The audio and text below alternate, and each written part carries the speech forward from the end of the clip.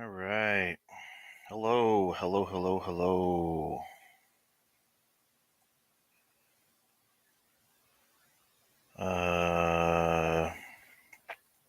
Let's do some promotion here. God, what a day. It's not even over. I think there's still some deliberation going on. No Deter tonight. We're just doing a solo stream. Let me go ahead and post this here, there, and everywhere right quick.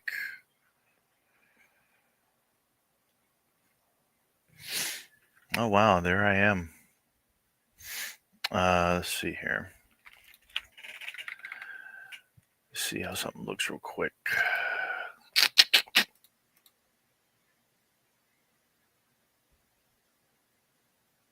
Okay. That's fine. We'll do that.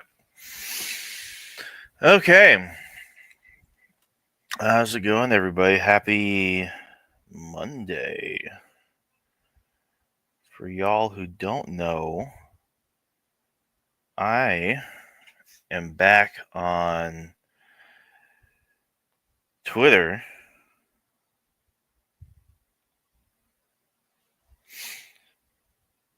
Good decision, bad decision, that remains to be seen. But, you know, I'm on there often enough on my other account, which is my music channel account on there. So it's like, I might as well actually have Stateless Patriot on there. Let's see. David Sirota. Blah, blah, blah, blah. Oligarch corporate power factors, blah, blah, blah. Well, I guess it's New York Times. Can't read shit. This fucking everything's behind a goddamn paywall. Let's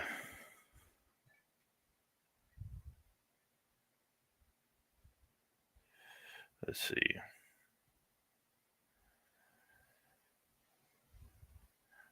I'm going to guess it's behind the paywall.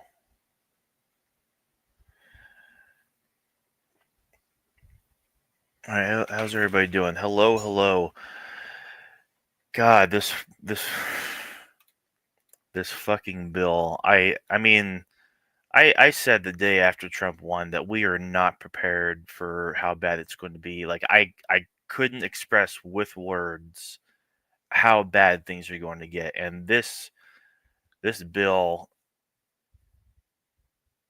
there's no excuse for passing it through. It's literally just to serve the rich. That's literally it. The uber wealthy are like the only benefactors from this getting passed, as well as fucking everybody in Congress, because they get their backs scratched as a result.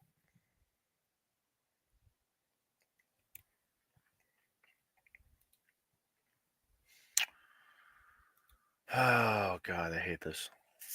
All right. Trump bill summary. What's in the latest version?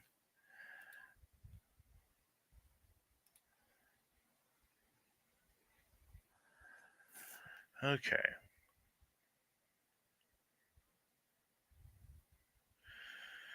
Okay, does Washington Post have a breakdown here? I understand. Third party, blah, blah, fuck you. I don't fucking... Already a subscriber? God damn, dude. Democracy dies behind a paywall.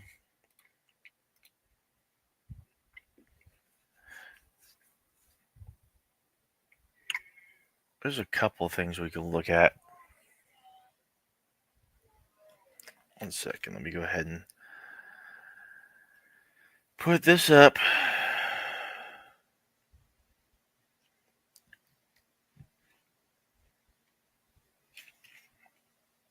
Let's see.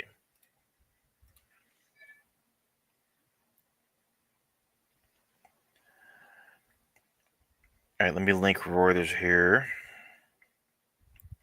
because they keep their shit free. All right. Present, share screen. Let's go. Let's go. Boom, boom, boom, boom, boom. What we got here? Majority Leader shepherd what President Donald Trump has dubbed. What? Let's do that. Republicans controlling the U.S. Senate on Sunday pushed ahead with debate on a massive tax and spending bill, even as a nonpartisan forecaster calculated the measure would add $3.3 trillion to the nation's deficit over the next decade. I would like to start by $3.3 trillion to the national debt. And that's on top of the $7.8 trillion that Trump added during his first term alone. Can you say small government? just taking a moment to thank the clerks who stayed up all night.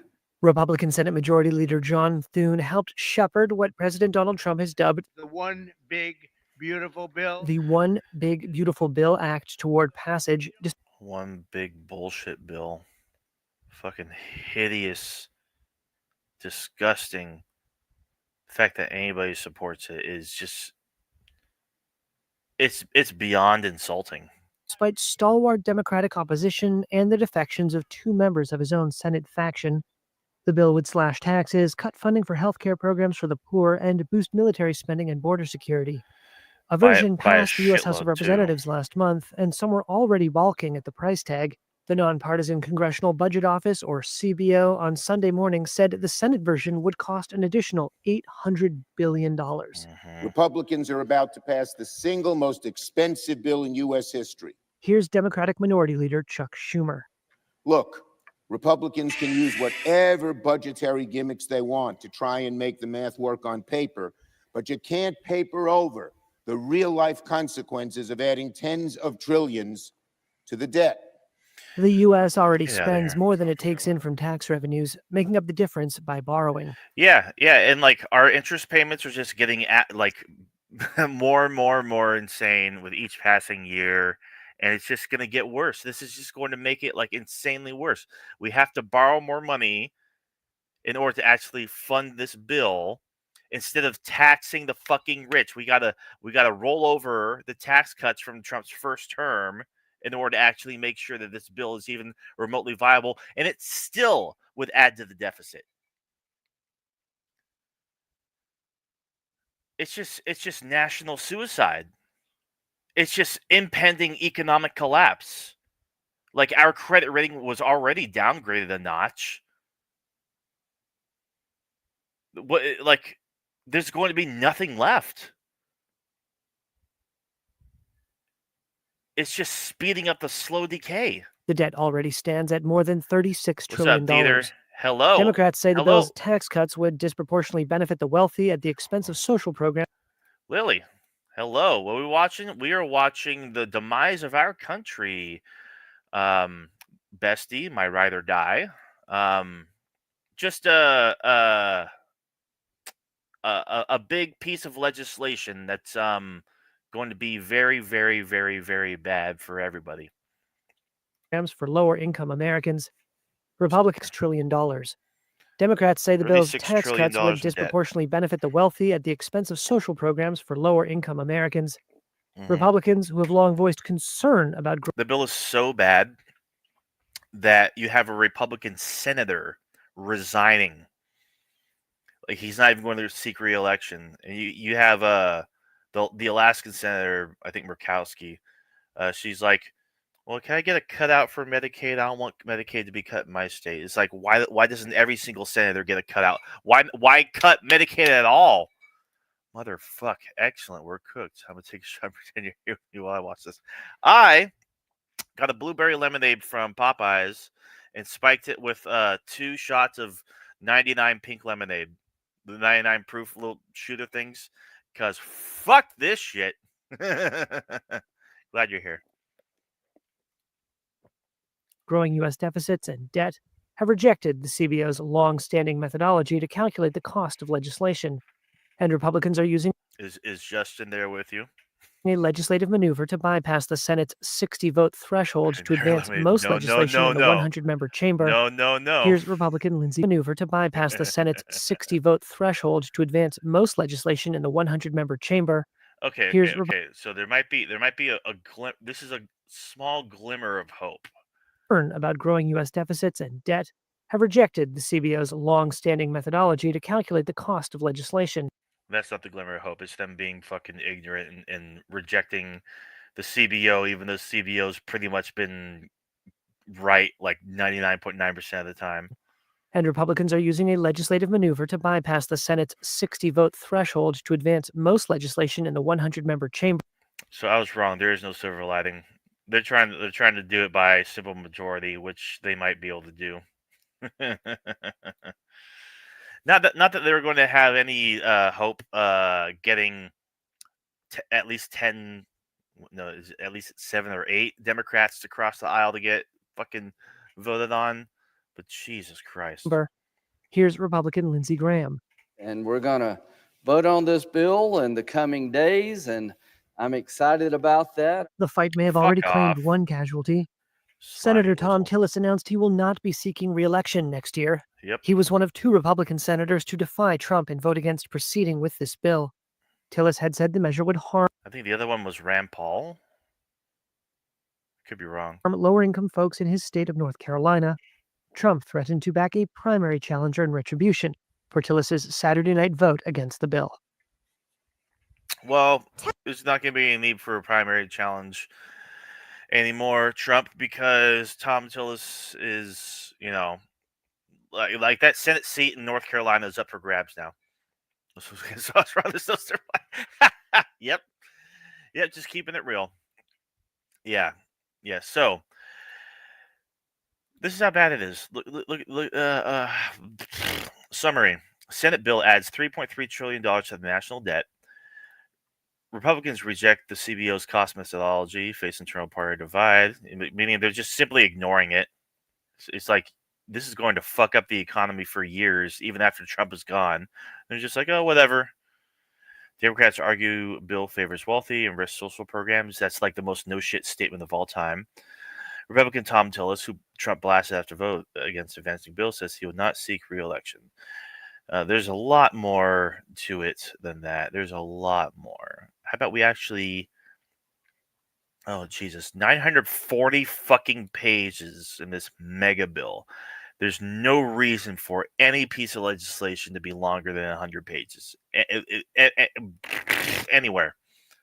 For any goddamn reason. Oh, my Lord. What do I... Yeah, I mean, Tom Tillis says, what do I tell 663,000 people in 2 years, 3 years when President Trump breaks his promise by pushing them off of Medicaid because the funding's not there anymore? And Trump, of course, fucking lying more often than he even breathes, going on social media saying that Saturday's vote to proceed with the bill in the Senate says it was a great victory for his great big beautiful bill. In a separate post on Sunday, he said we will make it all up times 10 with growth more than ever before. I mean, and there's literally no evidence that the economy is going to grow that much. In fact, we're projected to enter a downturn, or at least like maintain like the same trajectory, which isn't remotely close to enough to even make up the tax revenue to even make up the spending, the insane amount, like let alone the fucking deficit. Like this isn't going to reduce the deficit at all. Anybody who tries to claim that it does, they're just fucking lying through their goddamn teeth. Lord. Yeah, just absolutely horrendous news. Let me post this in a couple more spots. See if I get some traction, see if I can actually get some fuckers in here. Because this is just. Baby me should drink the whole bottle now. What are you drinking? You say you're drinking. Oh, you still got the Jameson? Is that it? You still got the Jameson? All right. Yeah, follow me and Deter McBusiness on Blue Sky and Instagram. Deter should be in here still, I believe. Subscribe to both channels if y'all will. Jameson as is tradition. Hell fucking yeah. Hell yeah. I'm so upset. I don't even know if like many people are even going to make my birthday party on the 12th. It's got me so upset. I've already had like a few people reach out and be like, "Yeah, I can't make it." And it's just like, okay, KMS. All right. So what else we got in this fucking article here? He wants the bill passed before this Friday, which is July 4th. Oh God. Well, yeah. Let's actually read about this particular part. While that deadline of July 4th is one of choice, lawmakers will face a far more serious deadline later this summer when they must raise the nation's self-imposed debt ceiling or risk a devastating default on $36.2 trillion in debt. I have such little faith in this goddamn government to do anything anymore with this administration at the executive and this feckless of the fecklessness of this Congress that like are they actually going to manage to do that? Or are they going to actually avoid a default? Lord, I think it's just too early and too far out for a friend group to resolve. I think the part of your house is a go. She's still got to come to Beans before we get together in the morning. I'm still down for that. I can swing by and then grab you guys and we can come up in the morning, even if it's just a few people. And then the bigger group will show up later on in the day for the little pool party. Okay, so what else we got here? Oh, so I was right. Senator Rand Paul of Kentucky, the other Republican no vote, opposed legislation because it would raise the federal borrowing limit by an additional $5 trillion. And that is going to be one big fucking interest payment, of which are just getting bigger and bigger and bigger by the day. Mega bill calculation, magic trick. Okay, can we okay, that's it for that. Can we read about what's in the bill? No, it's New York Times. They're behind a fucking paywall. I'd be down otherwise. Maybe just keep it at your house. I mean, I might just have to fucking do that, which is shitty, but you know, perfect team hut. Break. Let's see here. Thank you everybody for joining. Talking about the big ugly fucking bill. Okay, is BBC behind a paywall? Okay, blah blah blah. Fucking leaders, Social Security. Okay. So here we go. Thank you, BBC, for having the actual policies within the bill, so we can read off them. Hello, Canada 2K31. I'm Arkansas. Here, people are just sleepwalking into this. I mean, that doesn't surprise me at all. Arkansas is not very not a state that I would consider to be a realm of enlightened thinkers. Arkansas is yeah, very deep red. None of them give a shit because Trump good, period. That's it. It's so fucked. It's so fucked. All right. Okay. Wonder if we can zoom this in. Yeah, let's do that. Look at that. Hot. All right. Social Security taxes. On the campaign trail, Trump vowed to eliminate taxes on Social Security income, monthly payments to people with disabilities, and older adults. The House bill fell short of delivering on that promise, but it did temporarily increase the standard deduction of up to $4,000 for individuals 65 and over. The deduction will be in place from 2025 to 2028. Mind you, this is the House bill. The Senate bill is apparently even worse. Deductions expenses begin to decrease, as is standard. Senate Republicans are also looking to extend Social Security tax breaks and have proposed an increase that would grant a $6,000 tax deduction for older Americans.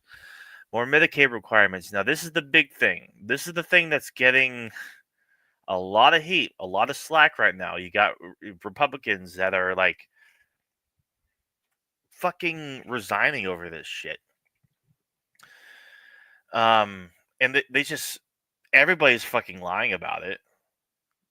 You know, Republicans in the House and in the Senate. Like, ultimately what comes down to is this bill is fucking indefensible.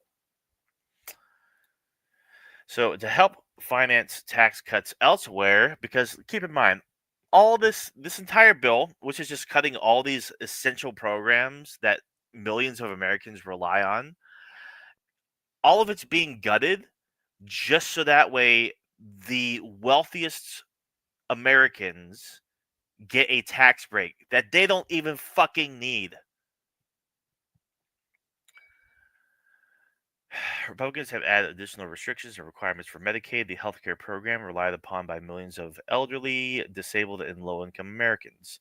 Changes in Medicaid, one of the biggest components of federal spending, was a major source of political strife. One of the changes are new work requirements for childless adults without disabilities. To qualify, the bill says they will be required to work at least 80 hours per month, 20 hours per week, from December 2026 onward. Another proposed change to the program is requiring the program. You fucking British fucks. Programme. Fucking with the ME at the end. God. Fuck Great Britain, by the way. Is requiring Medicaid re-enrollment to shift from once a year to every 6 months. Enrollees, is that how they spell enrollees in fucking the UK? Okay, I'm getting distracted. I'm just so pent up over this fucking shit. Enrollees will also have to provide additional income and residency verifications. Okay, the Senate proposal puts even more restrictions on Medicaid. So they're talking about the Senate proposal as well, which is likely to cause more headaches for Republicans when the bill returns to the House. So this article is dated by a couple days, but we'll get to more updated shit. Their version proposes to lower provider taxes, which states use to help fund their share of Medicaid costs, from 6% to 3.5% by 2031. Complaints from some Republicans from states that draw funding from these taxes, which, I mean, if you're cutting taxes, it's like, how the fuck are you going to keep, like, you're like, who are you helping? Like, this is the biggest point right here. Complaints from some Republicans from states that draw funding from these taxes, especially for rural hospitals, led the Senate to delay the cuts and add a $25 billion rural hospital fund. Now, that fund wouldn't even fucking be necessary if Medicaid wasn't already being cut by $800 billion, $900 billion, $1 trillion. So, like, yeah, you're propping up these rural hospitals with $25 billion a year, I suppose. But it's like, if those hospitals, which largely run on Medicaid and Medicaid recipients going through these hospitals, what's the $25 billion for? Just for them to just stay functioning, stay afloat? Like, how much work is there going to be if, like, Medicaid's going to be cut so severely where it's projected 16 million people are going to lose that coverage? Like, does that really offset the loss in coverage that's going to be across the board? Because it's these rural areas, these poorer areas, especially, that have just one hospital within 1 to 2 hours of a drive. They're the ones that see Medicaid the most. Like, people rely on Medicaid because it's like that's like the only fucking healthcare that they can get. It's cheaper.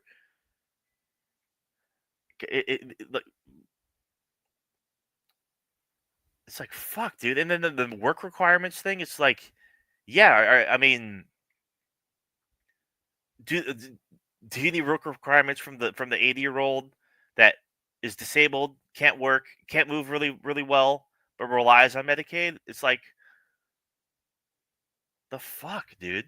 And there's a bunch of cases like that, and not even like the elderly.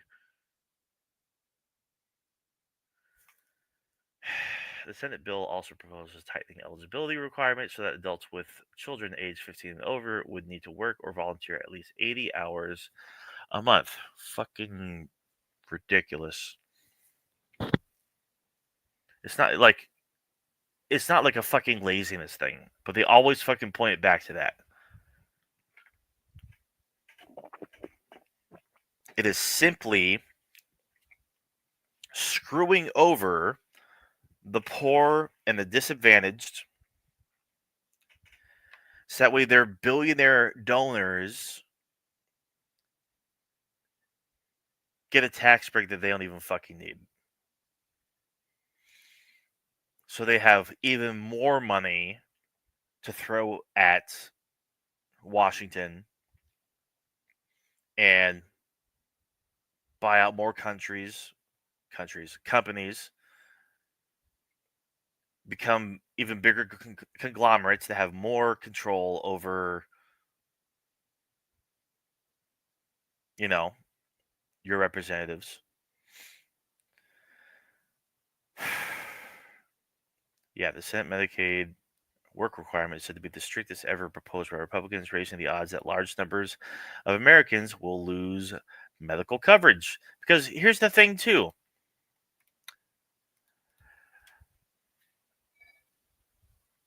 It's a problem right now.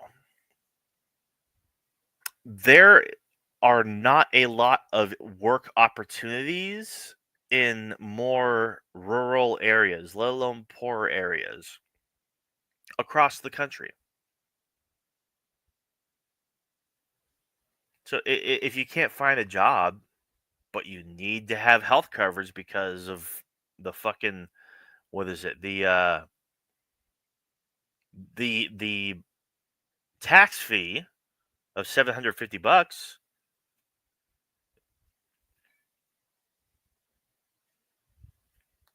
It's just so fucking upsetting, dude. All right. Increased cap on salt tax. The bill increases the deduction limit for state and local taxes. Salt. A hugely important issue for a few Republican holdouts in some Democrat-controlled urban areas. There's currently a $10,000 cap on how much taxpayers can deduct from the amount they owe in federal taxes. That expires this year. In the new bill, House Republicans have raised the salt limit to $40,000 for married couples with incomes up to $500,000. This too was a major point of contention. A 2017 law passed under the last Trump administration. Sorry, I should fucking hear. God damn it. Held the cap at $10,000 and was designed to make room in the federal budget to allow for tax breaks elsewhere. Hoping to increase the chances of the bill passing, Senate Republicans are matching the House provision only until 2030. And here's another one for you guys. SNAP benefits. Reforms have also been added to the Supplemental Nutrition Assistance Program, the government program used by over 40 million low-income Americans. The new bill requires states to contribute more to the program, which is also partially funded by the federal government. It also adds work requirements for able-bodied SNAP enrollees who do not have dependents. So if you have SNAP, you gotta be working. Otherwise, you're just gonna have to starve. Especially if you're in a poor rural area. It's like good fucking luck. No tax on overtime or tips and other elements. I heard that this wasn't even going to make it through. The plan would also allow Americans to deduct interest on car loans for U.S. made cars only. House vote to increase the child tax credit from $2,000 to $2,500 through to 2028. Exclusively for American families where both parents have Social Security numbers. Okay. I heard that the Senate was increasing it to only 2,200, which is like Jesus. Like, if there's such a problem with births in this country, you know, hell, Kamala Harris would want to put increase it to like what, $5,000 per child, something like that, $6,000. You know, make America fertile again. Oh fuck, dude. Additionally, the bill proposes increasing the debt ceiling by $4 trillion. Senate Republicans want this raised to $5 trillion. The debt ceiling is a limit on the amount of money the U.S. government can borrow to pay its bills. Lifting the debt limit allows the government to pay for programs already approved by Congress. Republicans used to be always so against this too. But I guess Trump coming in changed that entirely. Senate version includes a provision that will allow Americans to deduct tips and overtime from their taxes. However, they propose gradually phasing out those benefits based on annual income, starting at $150,000 for individuals and $300,000 for joint filers. On child tax credits, the Senate is considering a more modest increase to to $2,200, like I said earlier. But the increase is permanent, and only one parent is required to have a Social Security number.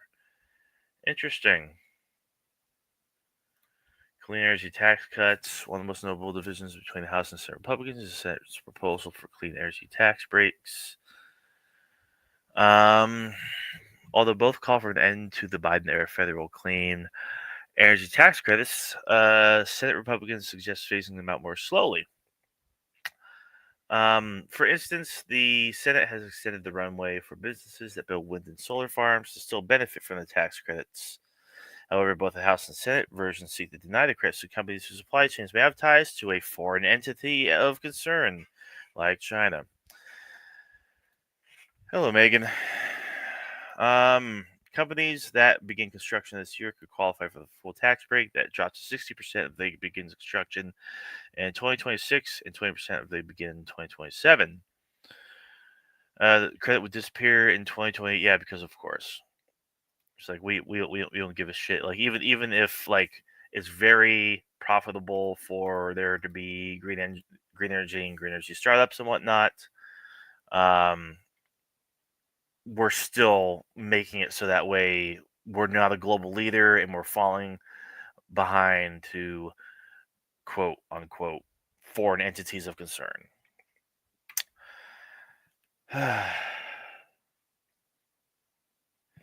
Feel the same feeling in yeah. I mean, it's the fucking worst. It's some of the worst shit I've ever seen. It's exhausting. All right, so here's the end here. What happens next? The Senate must agree on a final version of the bill before sending it to the floor for a vote, which I guess they just voted. Keep in mind, this article's from 2 days ago, and I think they just voted for the bill to proceed. Since it is likely to include some of the changes in the original House bill, it will return to the House for another vote. It will almost certainly run into more challenges. So we'll see what happens there. Republicans in the House have already expressed their grievances. So has fucking literally every American paying attention that isn't halfway up Trump's rectum.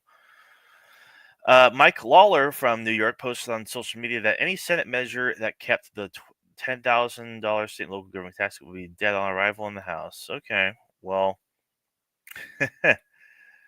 see what happens there. Chip Boy from Texas says proposal on the clean energy was not close to enough because Chip Roy doesn't fucking believe that we should be a global leader in clean green energy.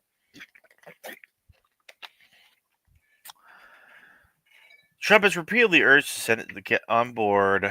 Shortly after the bill passed the House, on social media, it's time for friends in the U.S. Senate to get to work. It said this bill to my desk as soon as possible. He really wants it done before the 4th.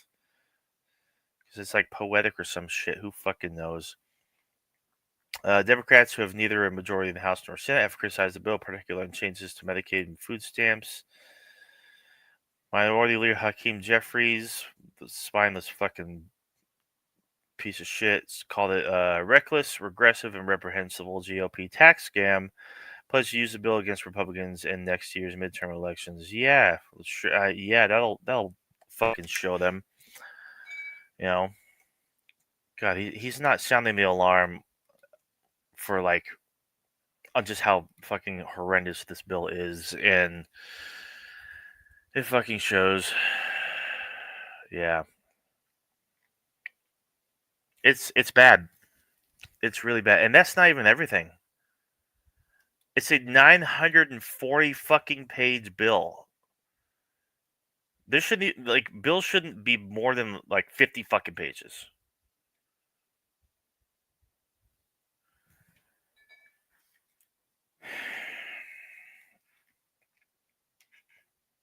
Like the ban on AI regulation for 10 years is still in there.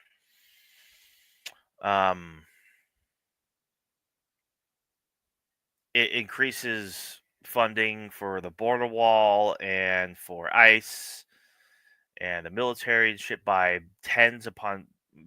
upwards of hundreds of billions of dollars. It's just like, do we really need that much security? Are there really that many illegal criminals in this fucking country?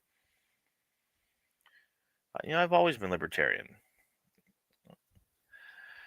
I'm just a libertarian socialist is the fucking thing. Single issue bills, yes. Yes. Not something that where like every issue under the sun is crammed into it. It's like people should be taking after Tillis.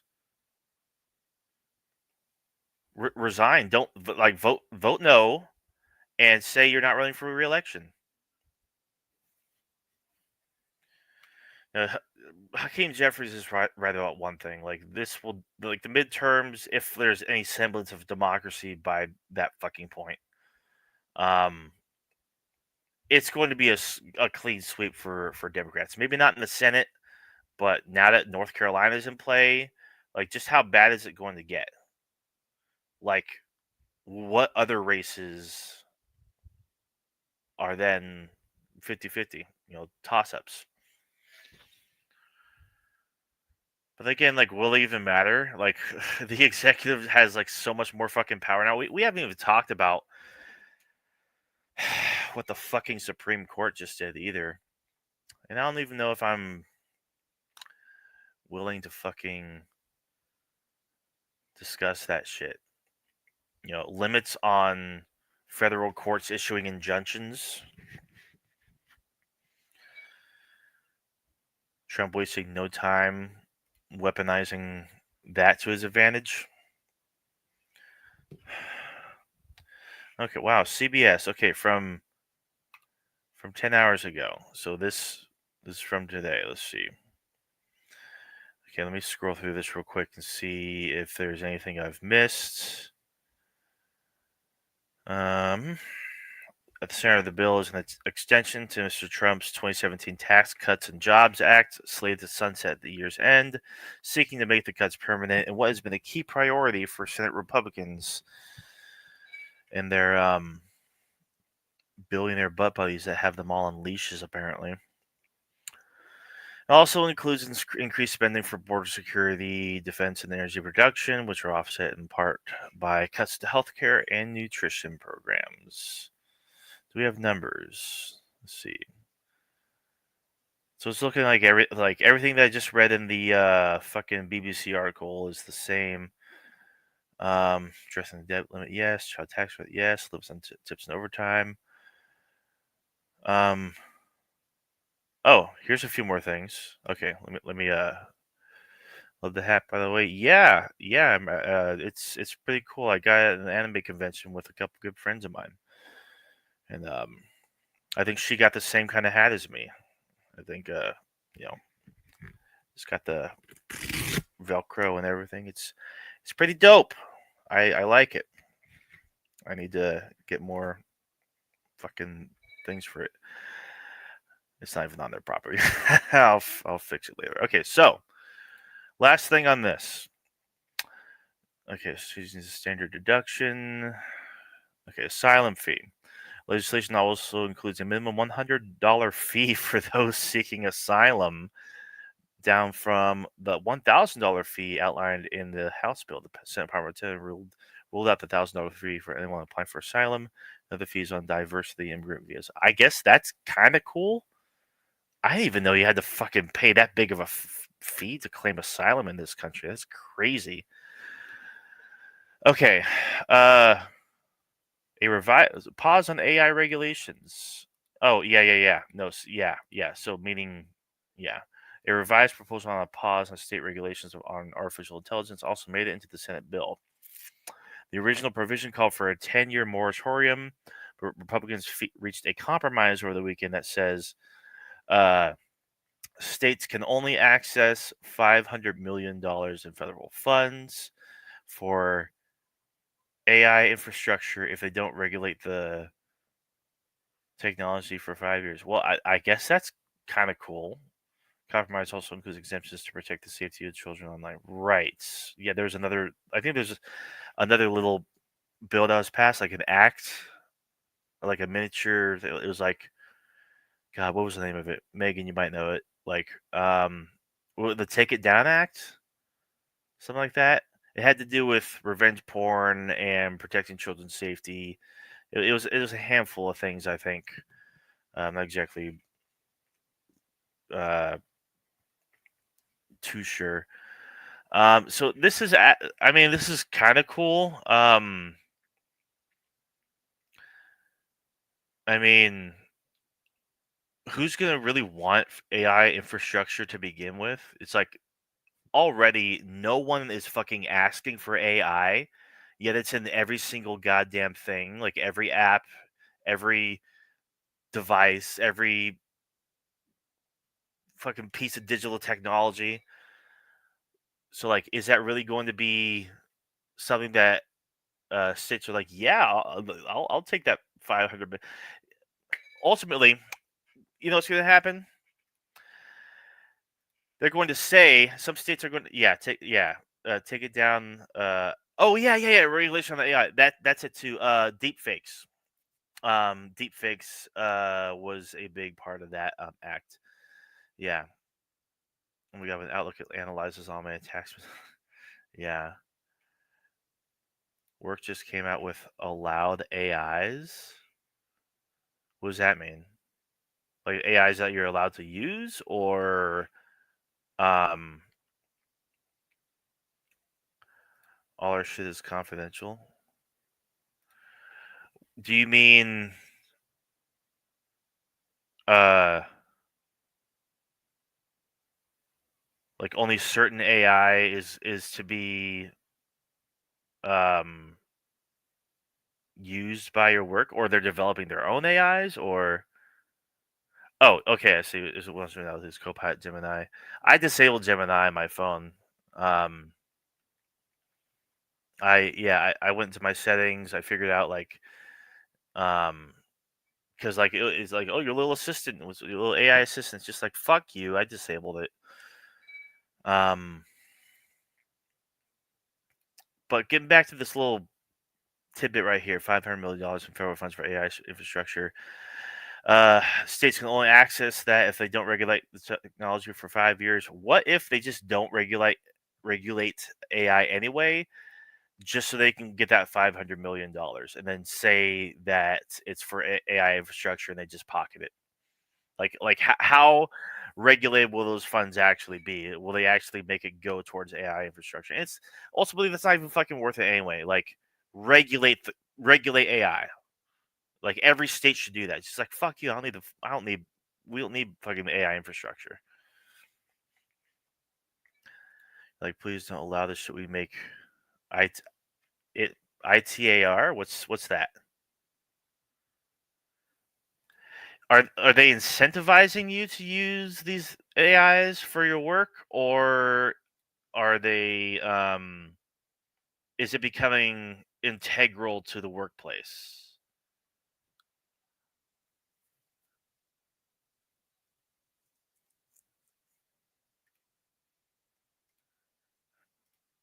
Let's see here. Okay, well that's there's definitely a whole hell of a lot more in the bill, but that's from CBS.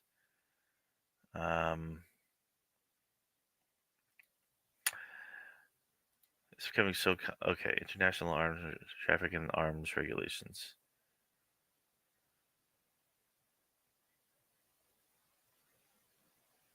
Okay, so parts that are under those particular regulations.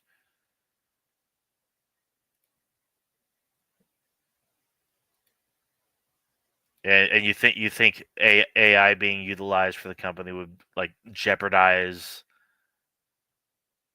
the creation or fabrication of these parts, or is it becoming so common to set out guidelines now? I see, because your workplace is utilizing AI for a lot of shit, like people you work with, like when it comes to the actual work at hand. Fuck, dude. It's so bad. Like I literally just before I got on watched a video from Adam Conover, basically breaking down like the current state of AI and how bad it is and how it's making everybody stupider. And well, I mean, there are studies to back this up now, but and he's not the only one that's talking about it and shit. But like fucking daily shows talked about it last week tonight.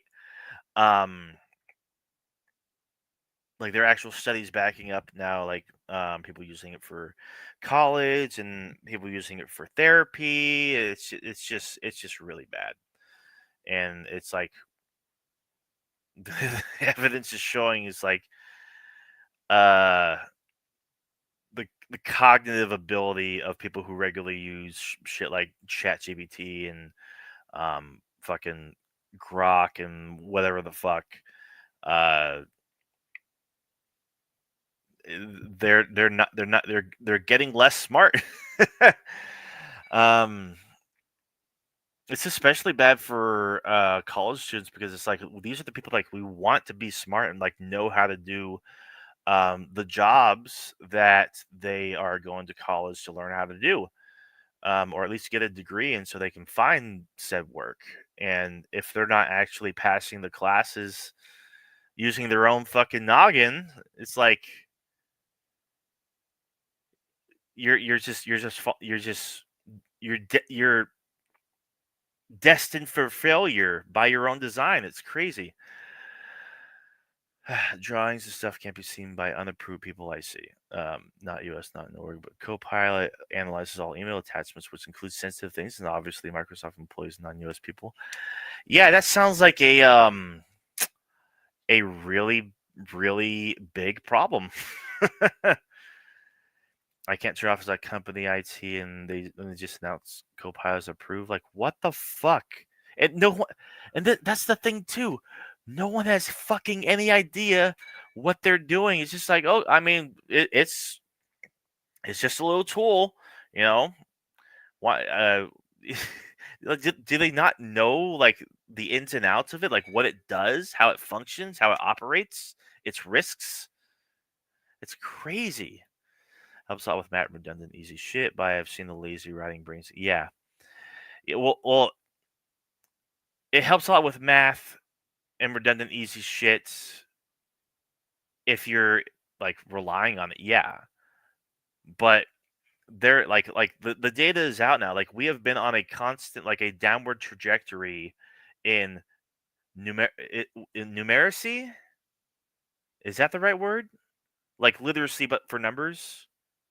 On top of literacy itself, it's like our ability to do math and have reading comprehension, literacy, and whatnot has been on a steady decline, and it's like gotten even worse the past 5 years. It's crazy. Like math basically. Oh, that kind of math. Okay. Like OCR is different, but the old heads don't know that. Right. It's always the old heads too, honestly. Like even the company I work for right now, um, numeracy. Yeah, right. Numeracy. um, like even the company I work for now, the onboarding, like the training that we do for like to become familiarized with the company and whatnot and how it works, pay structure, do's and don'ts, how, like the branding, what is expected of us, all that good shit. Even that is largely powered by AI. Like there are AI generated characters that act as like real employees and like guide you through, the lessons and the quizzes and shit. And it's just like, why? Just don't you have employees that you can hire to just like make little videos and shit? It's like crazy. Not numerous. Okay. Like here's the thing. I was thinking numerical. Is it numerical? So it's like numeracy. That's why I was thinking like numeracy because I was thinking numerical. My bad. I'm dumb. What can I say? I'm the big stupid. All right. I'm gonna take a quick break because I need to switch over my laundry, and then we're gonna talk a little bit about Mr. Zoran MAMDANI. Be right back.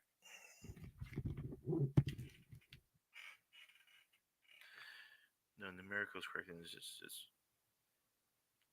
English is stupid. I agree. All right. Okay. Be right back.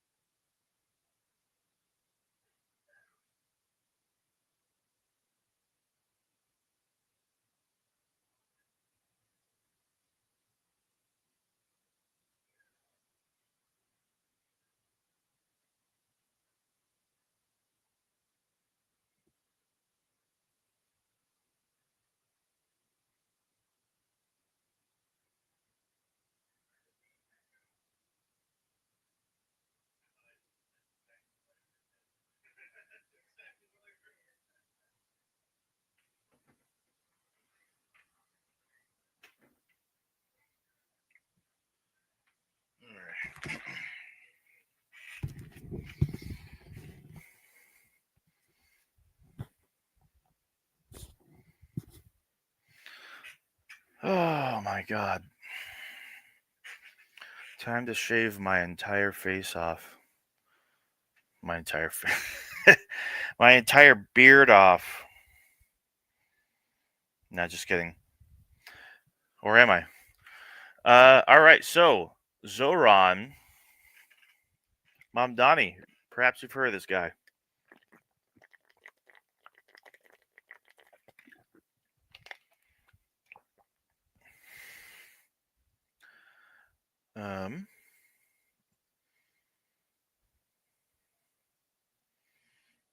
Okay. You just trim it. Maybe. Not very good at trimming though. It's like go big or go home usually. All right. So Zoran MAMDANI media interview, I guess. I guess we could. Well,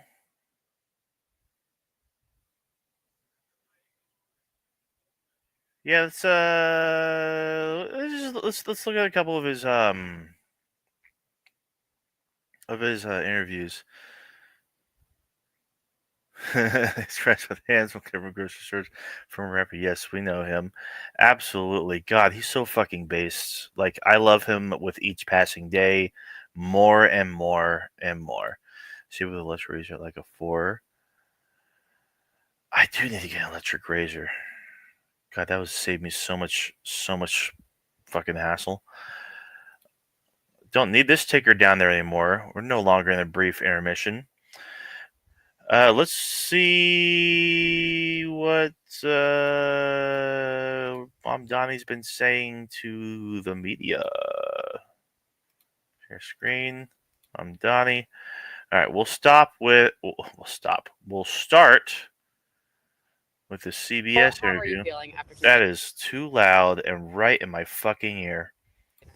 I'm feeling All right. very good. I'm feeling very thankful. The support. Okay, I'm hearing him in my left ear. I'm hearing her in my right ear, and this is confusing the hell out of my senses. But I'm going to power through it because I am a big, strong man.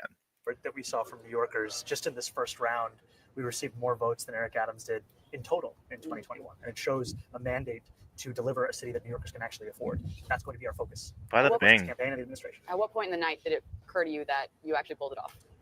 When Governor Cuomo called me. That was a moment when I realized that it wasn't just the early vote totals we were looking at, that this was in fact going to be something that would sustain through election night as well. And I appreciated his call, I appreciated his concession, and I told him what I've told New Yorkers since, which is that my focus is in bringing our party back together and leading this entire city. No matter whether a New Yorker voted for me or voted for Governor Cuomo or didn't vote at all out of frustration of a broken political system, I am going to represent them, and I want to lead them too. Yeah, I mean, so you're running for mayor, which he has a high profile, but still a local. He won't lay off this message either. It's like I'm representing everyone. I'm not singling anybody out and shit. He's so disciplined. He's so on point. Job, do you feel like you have the eyes of the whole Democratic Party on you right now? There are a lot of phone calls coming in from numbers that I hadn't had saved before. Ultimately, it's been quite lovely to speak to leaders across the country, to speak to Senator Schumer, to speak to Congressman Jeffries, to speak to Senator Warren. Schumer actually pulling a shocking move by defending this guy. It's just like, what the hell? Who the fuck are you? Schumer? Sanders, people who have showcased the not only ability, but the results in fighting back against the Trump administration and showcasing what we need here in our city is also what is needed across the country, a place where people work too hard for too little and are losing faith in democracy's ability to deliver for them. And we have to finally showcase just that.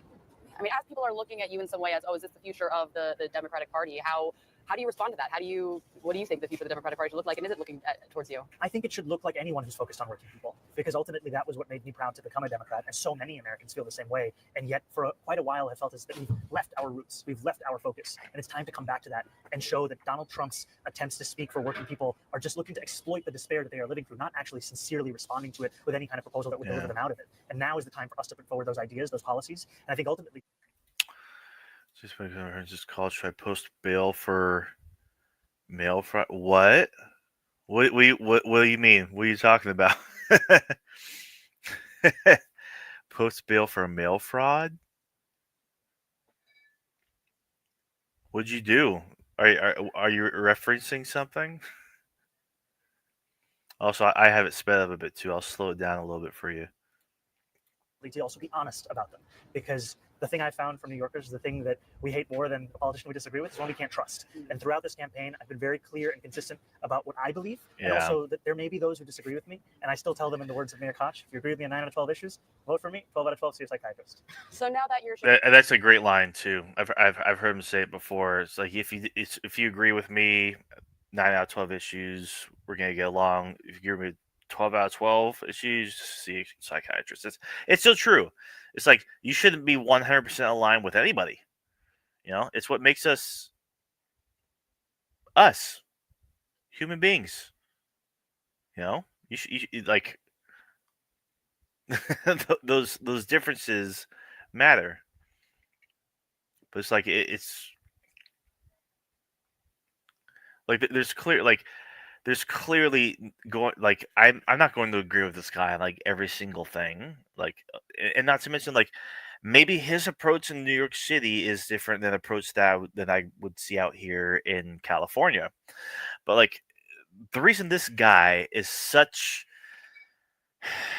a profound figure right now, especially on the left, is because he proved that with a leftist message and running an energetic campaign that spoke to the needs and struggles of everyday people, that's really all it fucking takes to win.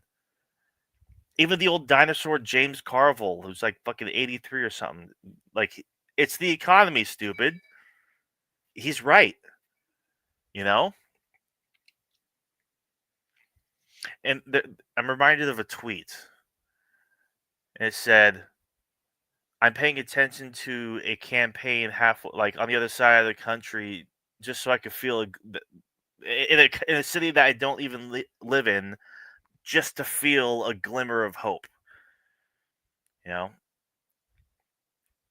This guy actually kind of represents hope. Milford Bell is the reason my friend called. I did not. Okay. Oh, I see. So you want like they were they asking you for to post bail? I don't know if that's the best idea. That's actually hella funny though. Mail fraud, huh? from the primary to the general election. How do you reach the voters who are independent, more moderate, who shy away from the word socialism? You know, we won a number of neighborhoods that Donald Trump won. And these are neighborhoods like Bath Beach, like Bensonhurst, like Astoria Heights, like College Point, places where you would never describe as progressive. And yet we won them by focusing on a message of affordability, because it is a message that binds all New Yorkers. And I've actually found that it's just as compelling to independents and Republicans as it is to Democrats. And even in polling around our major policy proposals of freezing the rent, making buses fast and free, delivering universal childcare, we found sustained support amongst independents and even Republicans. And I think about the young man who drove up to me on election night on his motorcycle, took his helmet off, asked me if he could vote. And we looked up his registration. He was registered as a Republican.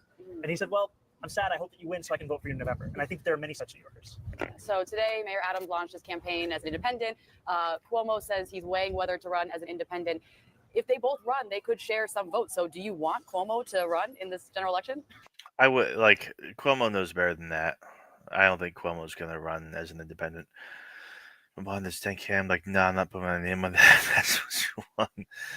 This sounds like quite the pickle, but yeah, I wouldn't do that either. Ultimately, I'm confident of winning this race no matter who's running in it, because what we've seen is that we're bringing people back to the Democratic Party, and we're stitching together a coalition that Eric Adams himself had. I think he's so goddamn good and in such a good position to where I don't even think the Democratic Party is capable of rat fucking him in his campaign and his chances of actually winning the general election.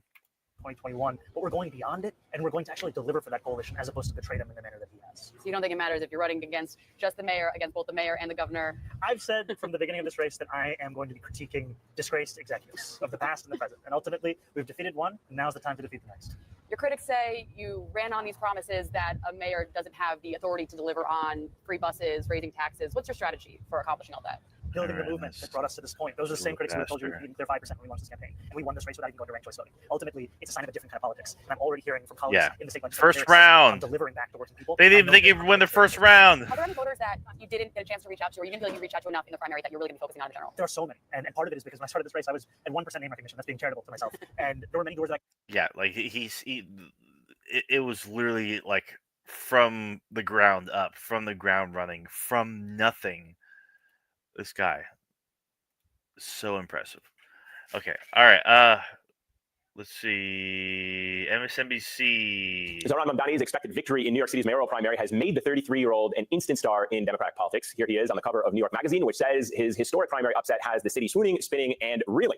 And despite the excitement, though, some top Democrats are stopping short of endorsing him outright, including the top Democrats in the House and Senate, who also happen to be fellow New Yorkers. Zohran Mamdani is back with us. It's great to have you back on the show. We had you on 2 weeks after you announced your run. I would say back then, not your name. Safe to say now, you're a national figure, so we greatly appreciate. Are you giving yourself some credit there? No, I'm saying we greatly appreciate you. Oh shit! Last week tonight actually has a whole segment on Trump's one big beautiful bill, 25 minutes, and I think it might be copyright. Otherwise, I just fucking watch it right now. John Oliver does such good segments. I love his work. Making time for us now that you've hit the big leagues. Let's talk about this kind of divide within the Democratic Party, right? And the slow endorsement. You've certainly been endorsed by AOC, Bernie Sanders. You've been welcomed by them. They're celebrating your victory, but the party leadership has not yet coalesced around you, if you will. I'm wondering how you plan on tackling that, just from a political standpoint, because at the end of the day, some will say you need the party. Certainly the party has to get behind you because you are now potentially the mayor of the biggest city, probably the most important city in America. And so they're going to have to, they can't ignore you, and they're going to have to find a way to work with you. So what's your strategy for closing that divide? You know, I've been honored in the days since the primary to receive the endorsements of Congressman Nadler, of Senator Warren, of 32BJ, SEIU, the Hotel Trades and Gaming Council, as well as NISNA, the Nurses Union, and ultimately showing that this coalition continues to build each and every day. And the way that we move forward is the way that we got here. We earn every single endorsement. And I've appreciated the phone calls that I've had with Senator Schumer and Congressman Jeffries, articulating both the focus of our campaign on affordability and the necessity of that to be a central message in our party. And I'm excited to keep growing this coalition. So you mentioned that the unions. Yeah, I really hope that more and more Democrats just take from his campaign. Not even so much Democrats, because it's not about Democrats. It's about progressives or Democratic socialists that run as Democrats, and then just take from his campaign. You know, not just his campaign and his policies, but him as a messenger, a conveyor of these ideas, and his ability to frame the conversations, not buy into the bait, not buy into the smears, not buy into the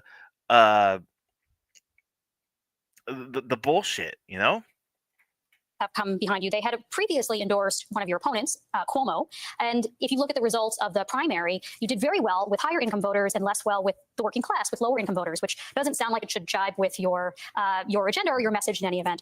To what do you attribute that to? That it has taken a while for the unions to come on board? And I guess I don't know what the latest polling is on lower income voters, but at least we know what the results were in the primary. Well, we actually saw that we won the votes of voters who make $65,000 and above. And I would say that in New York City, that is very much a working class person's salary. And we have many more New Yorkers to win. And ultimately, we began this race, as you were saying in the beginning, at about 1% name recognition. That's being charitable to myself. And we began it with a real uphill battle in introducing ourselves and our vision. And ultimately, we won the primary. And yet I know that there's still so much more work to be done, especially when I was running against a former governor who was the son of a former governor and whose name in many ways was synonymous with politics. And yet what we show is that it's possible to move beyond just a politics of the past and the present. We can have a politics of the future. And I've been excited by the fact that on Tuesday night, we didn't just see an incredible increase in Asian turnout across New York City. We didn't just see the more than doubling of turnout amongst 18 to 24-year-olds and increases for 25 to 29 and 30 to 34. We also saw the fact that we won Latino voters across New York City. And we closed a gap with black voters that at one point had been more than 50 points to now less than 20 points. Absolutely insane numbers. And so much of the work of going through the general election is to continue doing that work of introduction and earning the support of New Yorkers across the 5 boroughs. I have to ask you, too, about what it's been like for you to process some of the Islamophobic responses that we've seen. I think some would say they're not as surprised by some, like, Representative Ogles saying you should be deported. But others have been a bit surprised by, for example, a New York senator going on a popular radio show. We're going to talk about the Gillibrand shit. She should fucking resign in disgrace or get primaried. Fuck that bitch. Suggesting that you support global jihad. What has that been like for you? And have you had the chance to speak with? And she just pulled it straight out of her ass too. It's just like, how can you even fucking say that on a public radio show about this guy? Like, You, you ruined your career. You probably just ruined your fucking career. Like, the people are going to stand for what you just said. Stand for what you stand for generally. You ran a centrist ass fucking presidential campaign in 2020. That's all you're remembered for. Now you say this dumb fucking shit. Like, that's going to be like a fundamental part of your legacy. With Senator Gillibrand. I spoke to Senator Gillibrand soon after the victory on Tuesday evening, and the comments that I've heard, especially from Republicans across the country, and even the comments prior during the primary, were comments that were both unsurprising and yet still quite sad, because they showcase what politics has become for so many. It's a language of darkness and a language of exclusion. And what has kept me hopeful through this is that our vision is one where every New Yorker belongs. And there are so many New Yorkers who previously hadn't voted in primaries, who saw themselves now in this politics, saw their struggles in our policies, and took. It was wild for me, so I'm really distracted. The bond thing, I don't blame you. That is pretty wild. Took that step to actually cast a ballot. And what excites me is that. Well, make sure. I mean, yeah. I mean, I don't blame you, but like, I'm going to be covering his interviews here. There's one more after this, and then I'm going to cover the meltdowns. Ben Shapiro, Charlie Kirk, Glenn Beck, all those motherfuckers. I don't think he's looked at the results of his policy proposals. That he like the polls of his policies in New York City, like, or something different. There are moments where someone will cast a ballot for someone with an exclusionary vision like Donald Trump, and they can still come back to the Democratic Party. And so many of our victories were in neighborhoods that went for Donald Trump in the presidential election. We're talking about College Point or Diker Heights, so many of the same places we were told that we had now lost voters forever. And instead, what we found is that if you have a relentless focus on an economic agenda and you welcome people back and you turn the political instinct from lecturing to listening, you can still have people come home to the Democratic Party. That's literally all it takes. It's just like listening instead of lecturing, focusing on the economy, like being down to earth, really, though. He's an idealist, which is super admirable. I love it. I don't think it will turn out to be anywhere kind of close to a kind of utopia, because people's like, I mean, I totally agree. It's going to be an uphill battle for years. Like, we're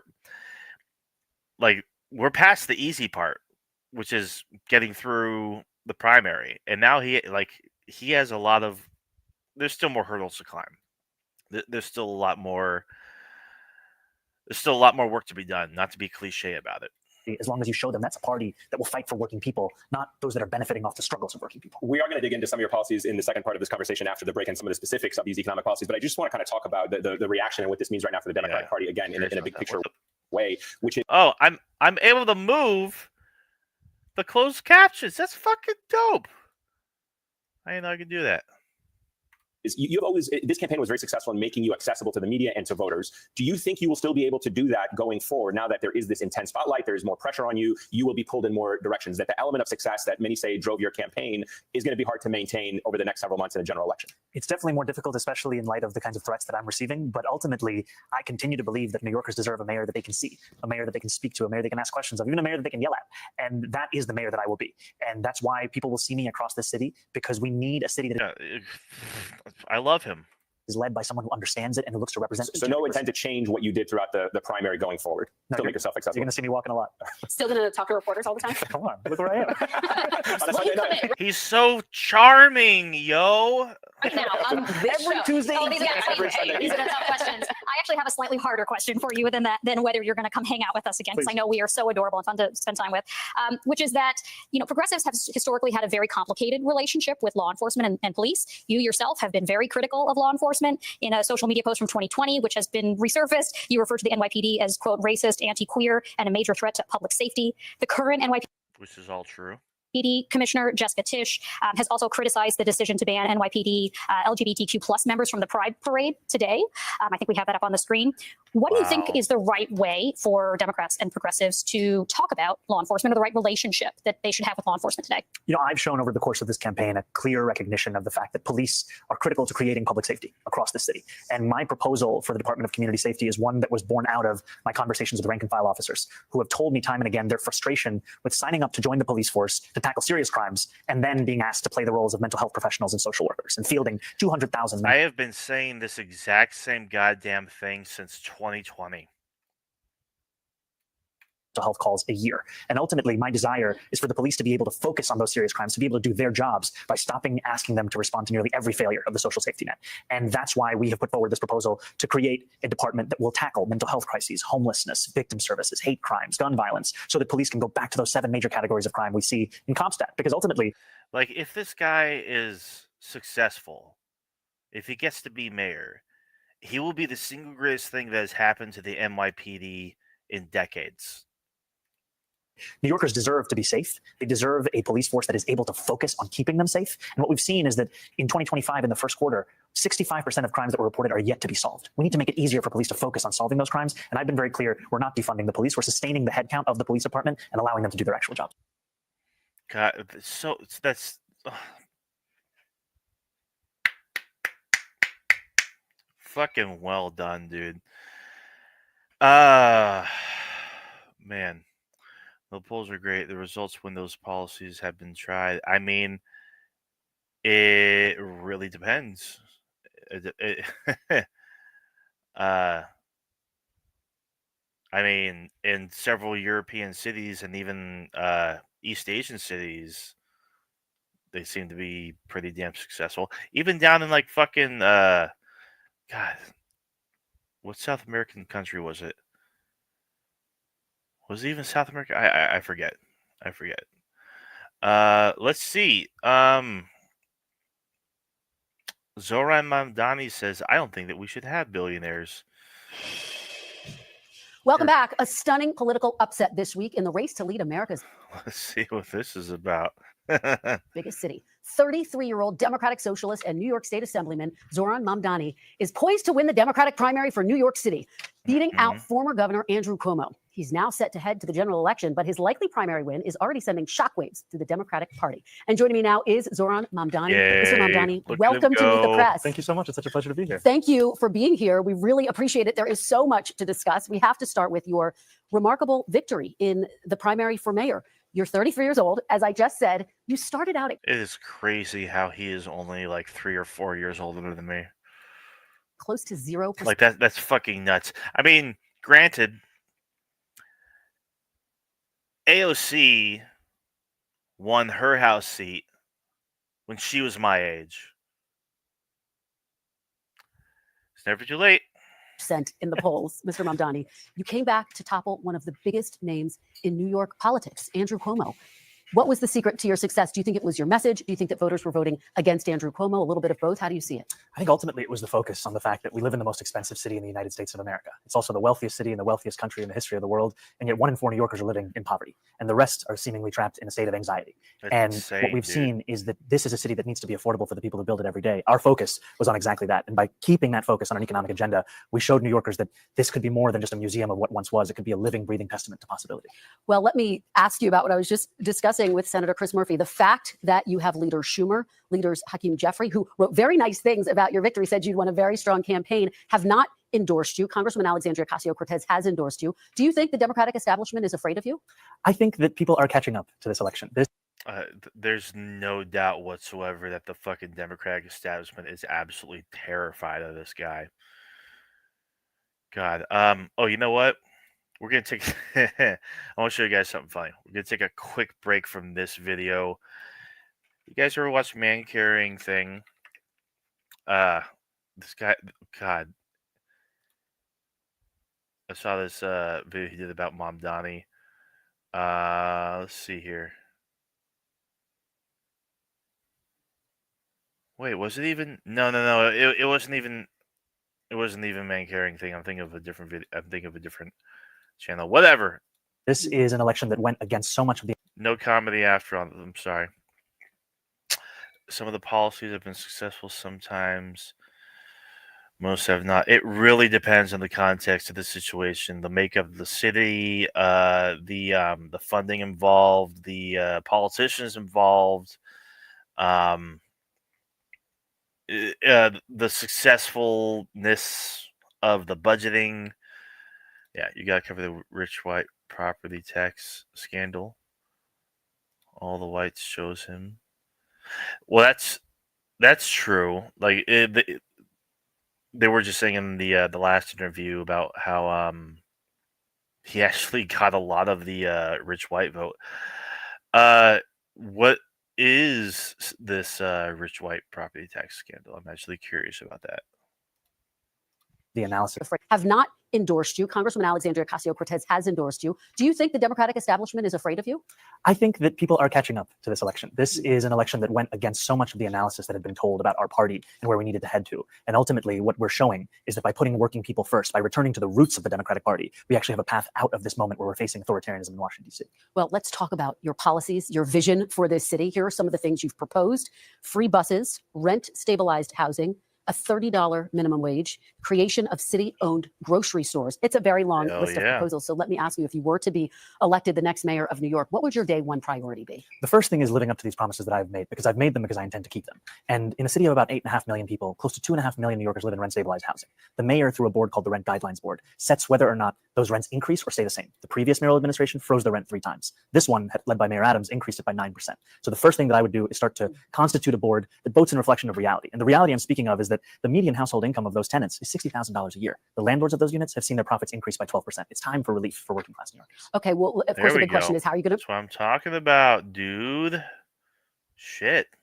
pay for it? You've proposed increasing taxes on wealthier New Yorkers. The Democratic governor, though, of your state, Kathy Hochul, says she's not going to support increasing taxes in order to get it across the finish line. I want to let you take a listen to a little bit of what she had to say recently and respond on the other side. I'm not raising taxes on people at a time when affordability is the big issue. I'm actually cutting middle class taxes. I don't want to lose any more people to go to Palm Beach. We've lost enough. That's always the excuse. It's like, yeah, they'll just like give up all their real estate and then just move out of the city, move out of the state. Would you want that? Do you? It's like, give me a fucking break. He said he wanted to raise property taxes on rich and white neighborhoods, and they still voted for him. Well, I mean, fuck yeah. Who's going to raise taxes if you can't get Democrats to support it? So I think what we've shown over the last 8 months is our ability to take that which is considered a non-starter and make it seem inevitable. We've shown that with this campaign. And ultimately, we're seeing that our vision to tax the top 1% of New Yorkers, these are New Yorkers who make $1 million a year or more, and our proposal is to just tax them by 2% additional, is something that has broad support and will continue to increase that support over the next few years. 2%. Oh, I'm gonna. Oh, no. Oh, no. Months in New York. So you think you're going to be able to twist Governor Hochul's arm and get her to support raising taxes? I mean, what about the fact that she says she's concerned New Yorkers might leave? They might go to Florida. I think it's time for a leadership that doesn't twist arms, but rather builds partnership. And I'm looking forward to having that with the governor, because ultimately my policies, my vision, it's driven by an assessment of what's actually happening. The Fiscal Policy Institute found that the top 1% of New Yorkers leave at 1/4 the rate of other income groups. And when they do leave, because I mean, they're comfy. They're in the biggest city in the world. They're in the richest city in the world. It's like, what?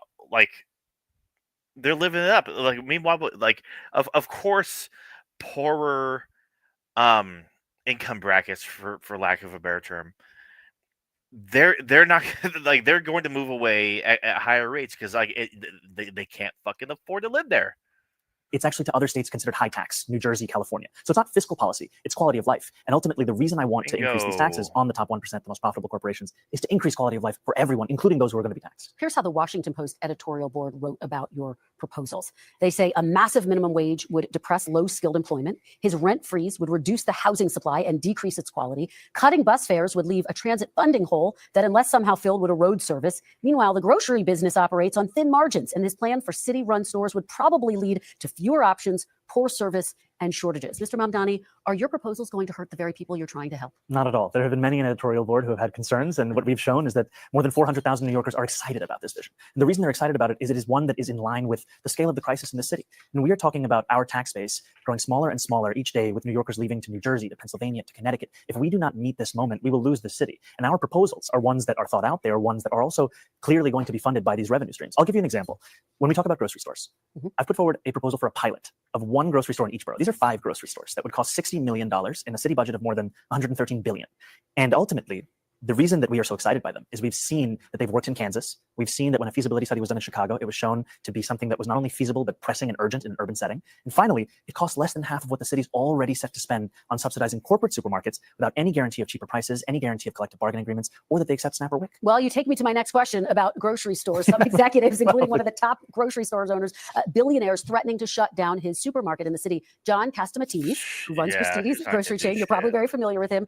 He said this on election day, quote, "If the city of New York is going socialist, I will definitely close or sell or move or franchise the Christie's locations." In order to run New York City successfully as mayor, do you not need the support of a billionaire businessman like Don Castamatidis? I don't know if I need his support specifically, but I want to make clear that my vision for this city is a vision for every single New Yorker, including business leaders across the city. And the reason I say that is that my proposals, even the ones to increase the top corporate tax rate of New York to match that of New Jersey, are ones that would also benefit those business leaders. Because when I have conversations with them, what I also hear is the just how expensive the city is preventing them from attracting and retaining the talent they need to grow their business. And ultimately, I'm looking forward to having those meetings, having those sit downs to make clear why this vision would benefit all. We went on your website and realized there's a policy proposal that says your plan, and I'm going to quote it for folks, is to shift the tax burden from overtaxed homeowners in the outer boroughs to more expensive homes in richer and whiter neighborhoods. Explain why you are bringing race into your tax proposal. Okay. So this is what you were referencing a little bit earlier, Megan. Is to shift the tax burden from overtaxed homeowners in the outer boroughs to more expensive homes in richer and whiter neighborhoods. Explain why you are bringing race into your tax proposal. That is just a description of what we see right now. It's not driven by race. It's more of an assessment of what neighborhoods are being undertaxed versus overtaxed. We've seen time and again What a great fucking answer.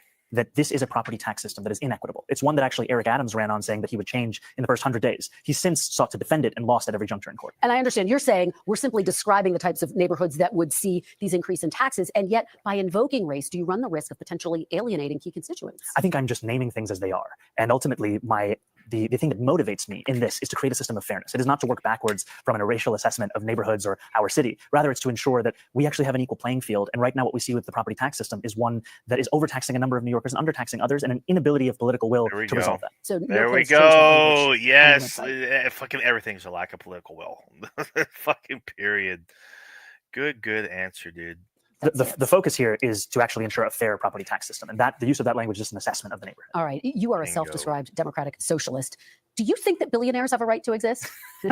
I don't think that we should have billionaires because, frankly, it is so much money in a moment of such inequality. And ultimately, what we need more of is equality across our city and across our state and across our country. And I look forward to work with everyone, including billionaires, to make a city that is fairer for all of them. Well, let me ask you about what Donald Trump, the president of the United States, has had to say. He's had a lot to say about your campaign. He called you a communist. Because he's the president, I want to give you a chance to respond directly to him. How do you respond? Are you a communist? No, I am not. And I have already had to start to get used to the fact that the president will talk about how I look, how I sound, where I'm from, who I am, ultimately because he wants to distract from what I'm fighting for. And I'm fighting for the very working people that he ran a campaign to empower that he has since then betrayed. And when we talk about my politics, I call myself a democratic socialist in many ways inspired by the words of Dr. King from decades ago, who said, call it democracy or call it democratic socialism. There has to be a better distribution of wealth for all of God's children in this country. And as income inequality has declined nationwide, it has increased in New York City. And ultimately, what we need is a city where every single person can thrive. All right. Stay right. That is incredible. That's so damn good. Oh, he fucking nailed it. That's great. Because he's completely, unquestionably correct there. It's just like, yeah, Trump betrayed everybody that he pandered to. Ultimately, told you I like him. Well, good. I mean, that's great. I mean, he's a very likable guy. I mean, the more people like him, the better. Like. everything I see from this guy is just like more and more. It's just like it kind of sucks because I don't think he should go for a more national spotlight. I think if he's like the mayor of New York for the next like fucking 10, 20 years, perfect. That's more than I can ask for. I mean, as nice as it would be to have him as like part of the House or the Senate or maybe even president someday, it's just like I don't know. Maybe eventually down the line, if the country's still standing. Okay, so I do have a funny thing here, real quick. Let me see what Lucas Arnold, yeah. Oh no, there's no fucking sound. Get me anti-Semitism on Zoran. Anti-Semitism on Zoran! Boss, he's laser focused on making the city affordable for NYC's 1.4 million Jewish residents. He thinks anti-Semitism isn't real? No, he's acknowledging it. He's planning on working with Jewish communities with an open hand. Not the open hand. It's very inviting. He's anti-Zionist, though. Yeah. So we got him. Anti-Zionism is anti-Semitism. But he's consistently steering the conversation toward the absurdity of an apartheid state. Wait. Bagel order. Wait. I think we got him. Damn right. Don't. It's bad. Give it to me. It's a toasted poppy seed bagel with spit it out, scallion cream cheese. He's a real one. Hey, Steven. Jewish friends? No, right? He and Jewish candidate Brad Lander co-endorsed each other for their voters' ranked choices like two cutie patooties and a pig pie. Hey, boss. Please, tell me you got something. There's not much, but maybe all we got. Brown and Muslim. That's it? Yeah. Just dress it up. Make it look like an accident. Someone get me anti. Yeah, I mean, that's literally all the right wing has now. Brown, scary. Muslim, scary. Socialist, scary bad. Oh, no. All right. Back to the interview. And then we'll move on to said loonies on the right making a big old stinky poo over this guy. There, we are going to take a quick break. More of our exclusive conversation with Zoran Mamdani when we come right back. Stay with us. He speaks well. He seems very good. We should still seem scared. There he is, politicians. We are back here live No, in New of York course, with State yeah. Assemblyman and the presumptive Democratic nominee for mayor of New York, Zoran Mamdani. Well, yeah. I mean, like they're at this point. It's like they would have tried. They would have thrown the book at him in every which way till Sunday. I'm not even fucking getting the expressions correct right now, but they have nothing on him. It's crazy. It's hilarious to see. Thank you so much for sticking around for more questions. Let's talk about immigration deportation. Are you committed to keeping New York as a sanctuary city? Absolutely, because ultimately we've seen that this is a policy that has kept New Yorkers safe for decades. It's a policy that had previously been defended by Democrats and Republicans alike until the fear-mongering of this current mayor. And it's a policy that we've seen ensures that New Yorkers can get out of the shadows and into the full life of the city that they belong to. And it's one that I will be proud to stand up for. Well, the border czar, Tom Homan, has said that he is planning to deploy ICE agents to New York, worksite enforcement to essentially increase and enhance the number of ICE agents here. If that happens on your the amount of ICE centers, like, and the capacity for them right now, it's going to be built. Let's see. Hold on 1 second. See if I can find. No. Oh. Yeah, from Neil Stenhouse. ICE gets a bigger budget than the Marine Corps is a simple fact that should be communicated very widely because it clearly expresses how crazy and radical this is. And he's retweeting, I guess you could say, David Burbach. With this budget, ICE alone would have nearly as large a detention operation as big as all 50 states' prison systems combined. Bigger budget than the Marine Corps, police, state levels of spending. Why? It's like it's unfucking fathomable. And let's think about this for a second. Sorry to detract from the interview for a second, but ICE is going to be an endless talking point and pressing issue for this whole term. Because the U.S. prison system right now holds nearly 2 million people across various facilities, including state and federal prisons, local jails, other correctional facilities. The U.S. has highest incarceration rate in the world with a rate of 531 people per 100,000. And if ICE is building detention centers in total that like hold a capacity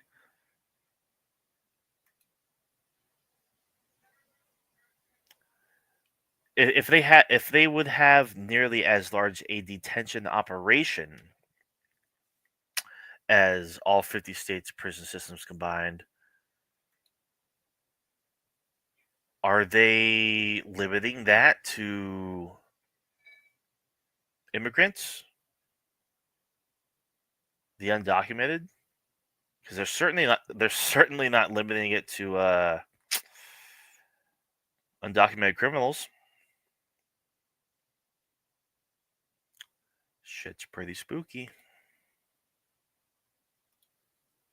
All right, let's wrap this up. Or watch. How do you plan to handle it? We have to stand up and fight back. And we haven't seen that from our current mayor, who has instead been working with the Trump administration to assist in their goal of building the single largest deportation force in American history. I mean, we saw ICE agents arrest a migrant at Federal Plaza, and then we saw NYPD officers arresting a pastor who was peacefully observing that arrest. Those days are going to come to an end when I'm the mayor. The NYPD's job is to create public safety in the city, not to assist ICE agents in their mission to attack the very fabric of the city. I want to talk about the historic nature of your candidacy. If you were to win, you would become the first Muslim mayor of New York City. Along the way, throughout the course of this primary campaign, you have received death threats. You've received all sorts of attacks online. Congressman Andy Ogles called for you to be deported, for example, because you were born in Uganda. He also issued an Islamophobic epithet, which I am not going to repeat here. But what type of toll has this taken on you personally and on your family? It's been difficult. It's been difficult to have to deal with the regular and repeated smears and slander upon my name and on the very basis of my faith. And I think what's so sad is that this is but a glimpse into what life is like for many Muslim New Yorkers and many New Yorkers of different faiths who are constantly being told that they don't belong in the city and in this country that they love. And ultimately, what continues to give me hope is that these moments are but small examples, something that goes against what so many New Yorkers actually feel. Because what we know is that this is a city for all of us. And what Tuesday night showed is that what New Yorkers want more than anything is a vision that binds us all together. I want to ask you about an issue that has divided some New Yorkers in recent weeks. You were recently asked about the term globalize the intifada, if it makes you uncomfortable. In that moment, you did not condemn the phrase. Now, just so folks understand, it's a phrase that many people hear as a call to violence against. I think it was Joe Scarborough on Morning Joe who said, globalize the infantada. The infantada. I thought that was just like the funniest shit ever. It'd be adorable if Joe Scarborough wasn't a fucking hack. Jews. There's been a lot of attention on this issue. So I want to give you an opportunity to respond here and now. Do you condemn that phrase, globalize the intifada? That's not language that I use. The language that I use and the language that I will continue to use to lead the city is that which speaks clearly to my intent, which is an intent grounded in a belief in universal human rights. And ultimately, that's what is the foundation of so much of my politics, the belief that freedom and justice and safety are things that to have meaning have to be applied to all people. And that includes Israelis and Palestinians as well. But do you actually condemn it? I think that's the question and the outstanding issue that a number of people, both of the Jewish faith and beyond, have.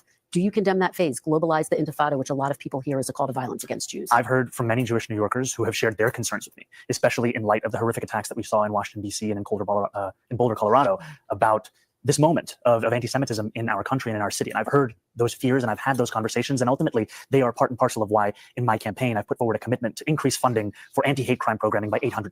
I don't believe that the role of the mayor is to police speech in the manner, especially of that of Donald Trump, who has put one New Yorker in jail who's just returned to his family, Mahmoud Khalil, for that very supposed crime of speech. Ultimately, what I think I need to show is the ability to not only talk about something, but to tackle it and to make clear that there's no room for anti-Semitism in the city. We have to root out that bigotry. And ultimately, we do that through the actions. And that is the mayor I will be, one that protects Jewish New Yorkers and lives up to that commitment through the work that I do. But very quickly, for the people who care about the language and who feel really concerned by that phrase, why not just like she's not going to fucking let this shit go. Like her uppers are in her ear. Like fucking get them on it. Come on, you don't let them off. Don't let them off the hook. It's just like fucking hell.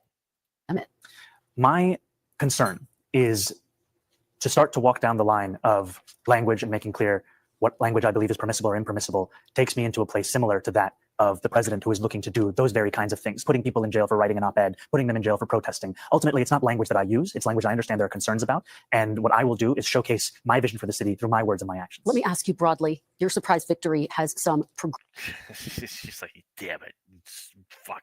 progressive Democrats saying, boy, you may have so determined happy the for model for the Democratic Party nationally in this moment. Do you think your campaign represents the playbook for how to win in the Trump era for Democrats? I think it showcases a new approach to politics in our city, and it's for others to decide across our country. Ultimately, what we wanted to do from the very beginning of this race was change our political instinct from lecturing to listening. And after the presidential election, where we saw New York be the state in the nation with the largest swing towards Donald Trump, 11.5 points, and we saw that swing took place far from the caricatures of Trump voters, I went to those hearts of immigrant New York City that were the fulcrum of those swings, Hillside Avenue in Queens, Fordham Road in the Bronx, and I asked Democrats, who did you vote for and why? And I heard from them again and again, I voted for Donald Trump because I could afford things that are now out of my reach today. And ultimately, when I asked them what would it take to bring you back to the Democratic Party, they said a relentless focus on an economic agenda. And that's the campaign that we built. That's it. Do you think that your apparent victory is a sign that there is an appetite for young progressives like a Congresswoman Alexandria Ocasio-Cortez to run for president in 2028? It's an honor to be endorsed by Congressman Ocasio-Cortez and to have been represented by her for so many years, because she's showcased so much of what we're trying to do in this campaign. The ability to not only stand up and fight, but also to win. And ultimately, what people want to see is someone who doesn't just believe in something, but can deliver on those things. And now, especially more than ever, we need to be a party that's not just against Donald Trump, but also for something. And our campaign was for working people, for bringing dignity back into those lives. And that's what the Congresswoman has showed time and again. I can't let you go without doing a little bit of local politics. Please. So Mayor Eric Adams already in the general election as an independent candidate. We're waiting to see if Andrew Cuomo officially throws his hat into the ring. Do you think you can win if the two of them are in the race? Can you beat both of them? Absolutely. We can beat anyone that's in this race, because what we've shown is that this is a campaign that has support more than 400,000 because they'll split the vote, and Yorkers. In the first round of Tuesday night, we got more votes than Eric Adams did by the last round of 2021. And ultimately, it's a referendum on how he made the city so unaffordable. For too long, politicians have pretended to simply be bystanders to a cost of living crisis. They've actually exacerbated it. And our vision is one that will respond to it and make this a city affordable for every New Yorker. All right, Assemblyman Zoran Mamdani, thank you so much for the conversation. Really appreciate it. Please stay safe on the campaign trail. Thank you so much for having me. We thank you for watching. And remember, stay up to okay. Now we got okay, so he did make a little clip out of it. Okay, so good. We're gonna watch Benny Boy. We're gonna watch. I haven't seen this yet. I don't know shit about it. Cool. We get to talk about Glastonbury as well. Violence is an art. God, this might be insufferable. Let's see what Ben Shapiro has to see about our fucking Lord and Savior Zoran Mamdani. Oh God, Rick Beato's talking about that Velvet Sundown band or whatever, the AI fucking band. Anyway, let's go. Artificial construction. Death to the IDF! We have to be very clear. Oh, based. What's happening here? Death to the IDF! These are the people the West has imported and then trained their own children to follow. Good job, West. Excellent job. The other big continuing story of politics in the United States. I cannot stand the editing. It's like over dramatized. You know, it's like a fucking Marvel movie or something. It's, of course, is the impending election of Zoran Mamdani as mayor of New York City. So Zoran Mamdani, he continues to be as radical as it is possible to be. He is sympathetic to jihadism. He is effectively... There's no evidence of that whatsoever. Communistic in his approach to the market. Communistic, yeah. Not even true either. But what do your eyebrows think about this guy, Ben? What are your eyebrows, specifically your eyebrows? What do they think? Markets. He is in fact racist against white people, and there's no other way to read. They have fucking nothing on him. They got nothing. Agenda that he has spelled out publicly. He was asked by CNN, "What are your feelings about capitalism?" His answer was, "I don't like it." Do you like capitalism? No, I have many critiques of capitalism. And I think ultimately the definition for me of why I call myself a democratic socialist is the words of Dr. King decades ago. He said, call it democracy or call it democratic socialism. There must be a better distribution of wealth for all of God's children in this country. And that's what I'm focused on, is dignity and taking on income inequality. And for too long, politicians have pretended that we're spectators to that crisis of affordability. We're actually actors. And we have the choice to exacerbate it, like Mayor Adams has done, or to respond to it and resolve it, like I'm planning to do. He does not like capitalism, you understand? He's in the greatest financial center in the history of the world, in New York City, and he does not like capitalism. That would seem to be a bit of a warning flag, you might think. Especially... Yes, I mean, it's like, wow. Like, that'd be like saying, well, you're saying you live in San Francisco and you're not a fan of like one of the greatest football franchises in the history of the world. It's like, Wow. Like what? It's the same logic. The same logic applies, Mr. Facts and Logic. Given the fact he's a career useless person. He's a 33-year-old who's never held a solid job a day in his life until he's going to become mayor of the biggest city in the country and a financial center of the West. He was literally a council member, I think. He An grew up in assembly the home member of a radical anti-colonialist, in scare quotes, professor at Columbia University who's sympathetic to every form of radicalism, and an Indian American mother who made radical left-wing films in Hollywood. That is his upbringing. Rich, privileged, as left-wing as possible, became a citizen rather late in life, and now is running for mayor of New York on the platform of I hate capitalism, and I hate Donald Trump, and also white people are bad. According Oh, he has to just lie out his ass. It's like, okay, man, like hating Trump is like the standard. It's like the default. It should be like the easiest bar to clear for any decent person in this fucking country. And it's like, and Ben has to point out, like, oh, he hates white people. He's racist against white people because, like, his entire audience is just white old fucks.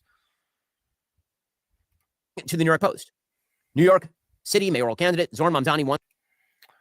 Libertarians don't consider government jobs real jobs. Right.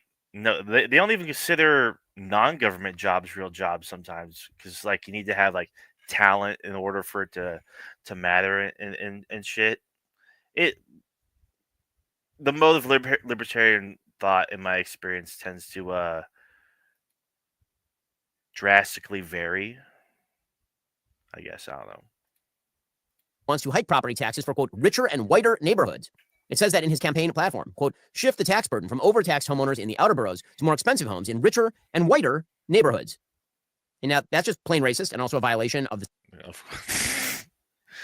Man, like it's like, oh, perfect pause spot. It's like this guy, like, Ben's not even actually listening to or paying attention to anything Mamdani's actually saying, and this is ultimately like it's behavior like this from Ben Shapiro that steered me away from right-wing media in 2017, 2018, because it's just like I did what most people should do: go directly to the source, listen to what people are actually saying, listen to what these figures are actually talking about. It's how I shifted towards being more progressive, because when it came to AOC and her campaign, I was like, okay, this is a democratic socialist, social democrat, whatever. And her campaign was largely inspired by Bernie Sanders. And I was like, fuck yeah, Bernie Sanders is based. Let's go. And it was coverage like this that demonstrated to me, it's like, oh, you're not actually listening to anything they're saying. You're not listening to AOC. You're not listening to Zoran Mamdani. You're smearing them. You're not being honest about their positions. Why should I continue listening to you? And I'm glad I got away.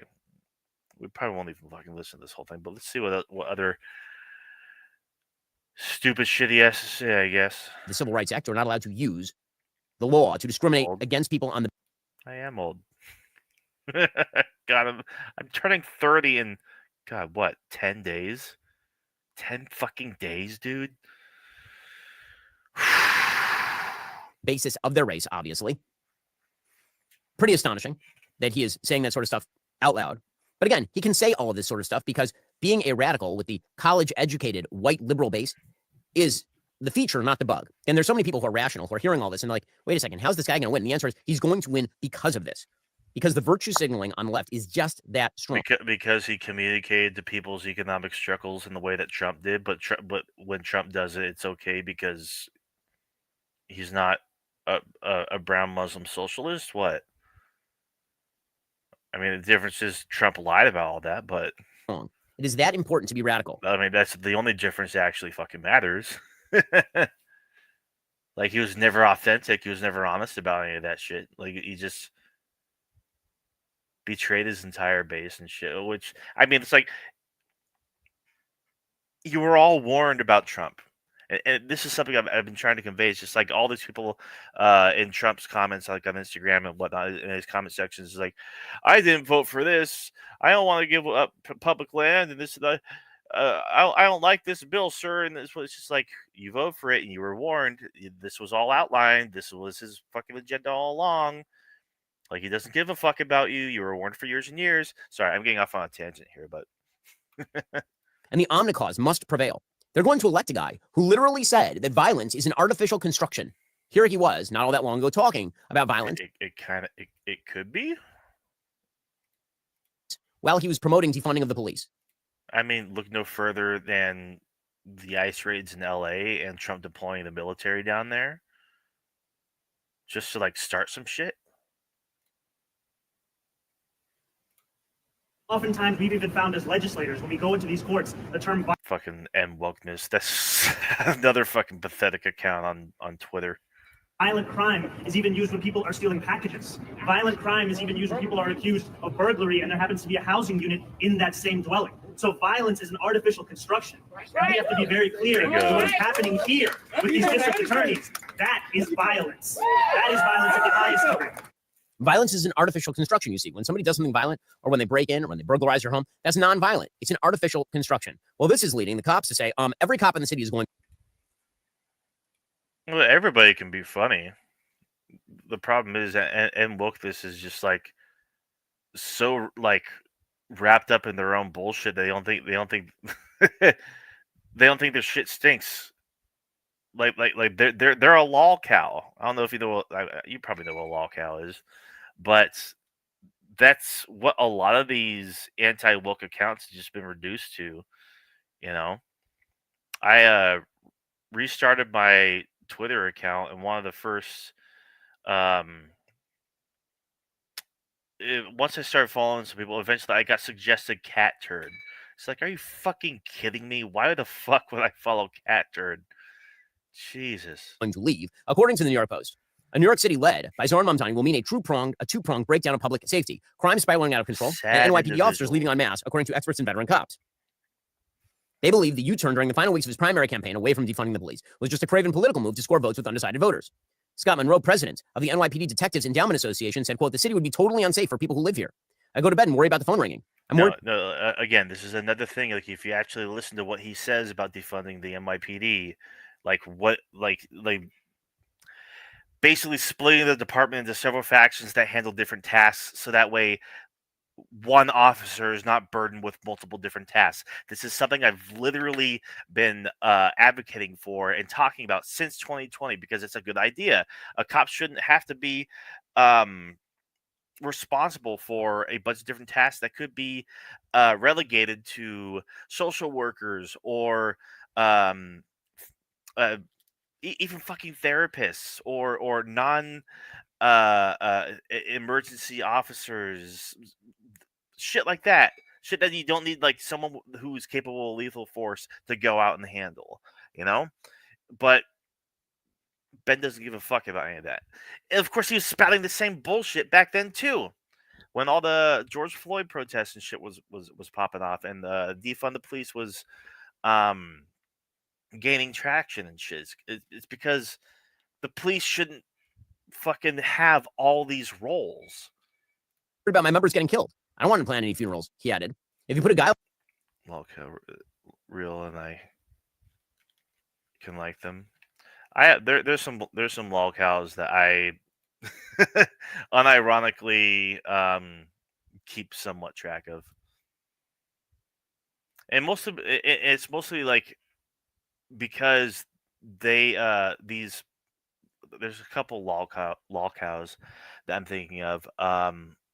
They are even more entertaining because I know that they don't have as much of a role in society anymore, or as much of an influence, like Boogie 298 or Onision, people who have just like faded away into irrelevance and obscurity, but people actually follow N wokeness and cat turd and fucking Asmongold.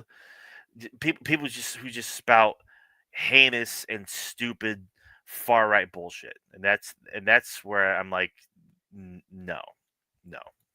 I like him in there. Our people are going to get hurt. Nobody's going to want the job. It's going to put recruitment back 5 more steps. NYPD brass are quietly bracing for a potential mass exodus. I've had guys call me and say, if he wins, I'm quitting. Okay, good. Fucking bye. See ya. A police source out of Mamdani. It's just weird that New York City would vote for him. I know he's not here for the police. Well, no, he's not. He's there for the radicalism. Okay, folks, let's say you already like shooting. Great. What if I told you you're only getting half the... Thank you, Silencer Shop, for fighting for our Second Amendment. Oh, did you hear that fucking... Speaking of guns and silencers and shit, I guess they're like taking taxes off of like silencers and stocks, some shit. Like, why? Silencers have no fucking use at all other than to kill people, but in a quieter way. Fucking weird shit. I heard about it in passing, but like I think it's part of the big beautiful bill. I could be wrong, but it's like, fucking, don't you think we would need that tax revenue? Amendment rights and for supporting the channel. This fucking country, dude. Click the link in the description to learn more about shooting suppressed, or visit youtube.com/silencer shop. Silencer, again, silent.com, out of the state of New York, largely from groups like the Council on American Islamic Relations. He's receiving support from apparently Linda Sarsour, terror supporter, according to justthenews.com. Jerry Dunleavy writing. I love how she's still like being fear-mongered about in right-wing circles. God, it's like so many of these conservative accounts are like, they desperately want to relive the glory days when they all peaked in 2017.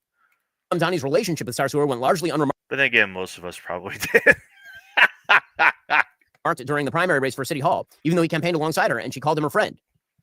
Apparently, he embraced a nearly decade-long association with Sarsour as he rose from activist to New York State Assemblyman, and now the Democrat Party's nominee to run America's largest... Tax verification from FAR base. Fuck out here. Silencers help safe hunting. Yeah? Huh. Okay. Interesting. City. Their views on the Jewish state, law enforcement, and far-left policies have been closely aligned. Literally the day after October 7th, he tweeted, "Peace can only begin by ending the occupation and dismantling apartheid," and condemned Israel on October 8th. That is who he is. He is a radical, and the radicalism is the thing that people like about him in New York City. By October 13th, he was saying that Israel is, quote, on the brink of genocide, and he was arrested while protesting Israel, not Hamas, of course. And now he's pledging that if Israeli Prime Minister Benjamin Netanyahu comes to New York... Oh, yeah, because it's Hamas that's currently committing the genocide, right? Huh? What? Are they? What are they fucking talking about, Ben? God, like, Hamas does one thing. October 7th, a terrorist act, a war crime, all that. And then for the next 2.5+ years, Israel basically does the same thing, killing the same amount of people, like, per month, like more than the amount that was killed on October 7th, like for each month, like since October 7th. And it's like, that's not a big deal. That's not worth protesting over. I don't even know why I'm getting worked up about that in particular. It's a dumb talking point, and Ben Shapiro is dumb, so of course he would make it. He will try to arrest him. He co-founded the Bowdoin College chapter of Students for Justice. That particularly, though, like this particularly, people like about him in New York City.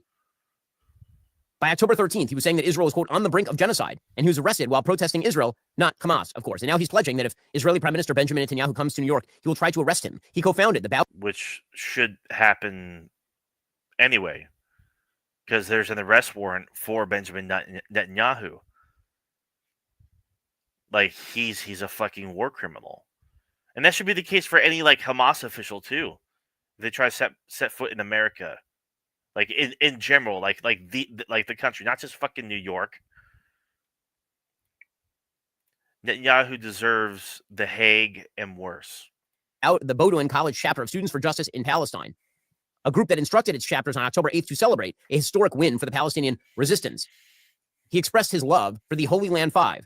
Those were the leaders of the Holy Land Foundation, convicted in 2008 for fundraising for Hamas. Again, not a shock. His dad compares Israel to the Nazis. Both of his parents have sided with the Columbia protest True. encampment, of course. And naturally, this means that Mamdani has earned at least a hat tip from the horseshoe theory right. They say they don't agree with his policies, but they do like that he hates Israel. Is it because people are so... Oh, we got what is this? Friendly fire? Is that what you want to call it? like desperate for government-run grocery stores or love socialism or love like foreign-born midwits running their cities? Probably not. That guy was the only person in the New York City mayor's debate to say he wanted to focus on New York City.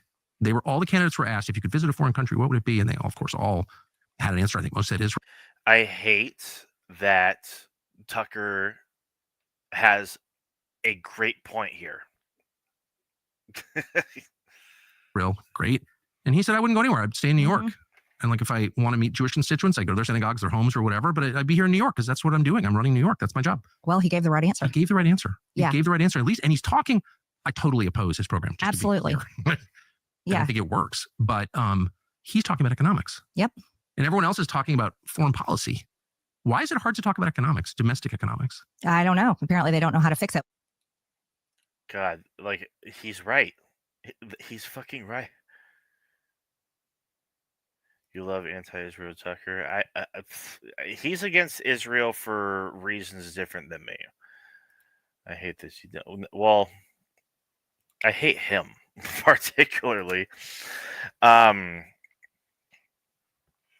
it's like, wow, dude. It's like they're coming to the right conclusion for like the wrong reasons. And the thing is like, if they actually did fucking care about economics, which I guess they just don't have enough of a clue about, they wouldn't be supporting Trump. They wouldn't be supporting the Republican Party. The Republican Party has demonstrated that they are not the fucking fiscally responsible party. But they have to toe the line, and he's got a congresswoman sitting right there, and we'll see if she puts her fucking money where her mouth is, and you know, if her principles or lack thereof, when it comes to economics and what is in the bill that she opposed, what she has stated that she opposes, is enough for her to say no to Daddy Trump and vote no on the bill. I don't think it'll be enough because these people don't fucking believe anything. They don't believe in a thing. Unbelievable. Okay, again, saying that you oppose his agenda and then praising him for talking about economics as a communist is pretty incredible. But again, the horseshoe theory there is all about the fact that Mamdani hates Israel. And so, of course, to some of the people that you just saw on your screen, which is why they've been expressing so much support for all of the opponents of Israel that they can. Hey, Ben, what's that thing on your head? Is it affecting your opinion? Is it affecting your biases here? Just curious. Find on their shows. And that's kind of an amazing horseshoe theory thing happening right there, because that's not actually what Mamdani said. If you actually go back and watch the debate, he didn't say, Oh, so you're correcting them about things that Zoran Mamdani says, but you're not even going to represent what he, like, you're not even going to represent what he said accurately earlier on in this clip. Just like, oh, wow, he's just so fucking shameless, dude. But yeah, keep on telling us how much of a communist he is. You're starting to convince me. I don't want to focus on the Middle East. I just want to focus on what's happening here. He literally said he believes in the disestablishment of Israel as a Jewish state. That's what he actually said during the debate. So that's a complete mischaracterization in order to defend Mamdani, because Mamdani is, of course, a rabid Jew hater. Said he believes in the disestablishment of Israel as the debate. He didn't say, I don't want to focus on the Middle East. I just want to focus on what's happening here. He literally said he believes in the disestablishment of Israel as a Jewish state. That's what he actually said during the debate. So that's a complete mischaracterization in order to defend Mamdani, because Mamdani is, of course. Zoran Mamdani said in response to, do you think Israel should exist as a Jewish state? He said, I believe in Israel's right to exist as a state with equal rights. And he doubled down on that. You dishonest fuck. A rabid Jew hater, a full-scale anti-Semite who supports terror. Mentioning the Kippur, you're implying all Jews are pros. Right. We were talking about, I am being a little facetious, just because I hate Ben Shapiro. You're trying to defend your guy. Don't go there. What if I do go there? I'm just playing. I'm memeing a bit too hard. I'm geeking out, as the kids say. Terrorism. And this does say something about the radical left. The anti-Americanism, the anti-capitalism, the anti-Israel, the anti... I'm literally more pro-America than you, Benny boy. Jewish of it. They are all linked. They are all of a piece. It's all about destroying systems that are successful. It's all about that. It's, by the way, also linked to anti-Christianity. All of these things are of a piece. The omni cause. If you're worried about successful systems getting destroyed, then you would come out against the entire Republican Party and Trump for their support of this one big beautiful bill. Exists because of its omni opponent, and the omni opponent is the system: capitalism, free markets. I don't intend to quote Mein Kampf. Private property, free speech, strong foreign policy in the okay. I reiterate my previous point. Christianity. All of these things are of a piece. The omni cause exists because of its omni opponent, and the omni opponent is the system: capitalism, free markets, private property, free speech. These are things that are under attack by the current fucking administration in the White House, Ben. Strong foreign policy in the face of nefarious and evil enemies. Traditional values like church or synagogue, right? Those are the things these people oppose. And you saw them in living color. Like, again, he's not demonstrating in any way how MAMDANI is opposed to any of these things in any tangible way. Like, he's just lying. In Glastonbury over the weekend. So Glastonbury is apparently a giant music festival that happened. We don't have to talk about Glastonbury. Well, I mean, I guess we could. In the UK, broadcast on the BBC. And at this gigantic music festival in Glastonbury, there was a person that I had never heard of, who you also probably have never heard of, calls himself Bob Villain, right, as opposed to Bob Dylan. And this person got up in advance of a band called Kneecap, which has, of course, gone out and campaigned against Israel and talked about how evil Israel is. And he decided that he was just going to call for the death of IDF soldiers. And also, he was going to shout about how the West... I love what you just texted me. That's great. should essentially fall. Here's what he had to say, shouting at a gigantic crowd of people flying flags for Palestinians, terrorist groups, and all the rest. These are the people the West has... For terrorist groups, huh? ...imported and then trained their own children to follow. Good job, West. Excellent job. We've done it all right? From working in bars to working for Zionists. And if we can do this, I promise you, lot, you can do absolutely anything that you... I'm pretty sure Bob Villain played at Aftershock. But I didn't watch their set. Put your mind to it. I'm telling you this. Free, free! Free, free! Free, free! Okay, where are the terrorist flags? Does anybody see them anywhere? I see a bunch of Palestinian flags. I think I see a Mexican flag there. Alright, but have you heard this one though? Death, death to the IDF! Death, death to the IDF! Death, death to the IDF! This was broadcast on the BBC. Death, death to the IDF! Death, death to the IDF! Hell yeah, from the river to the sea, Palestine must be, will be, inshallah, it will be free. So, just gonna point. Fucking awesome.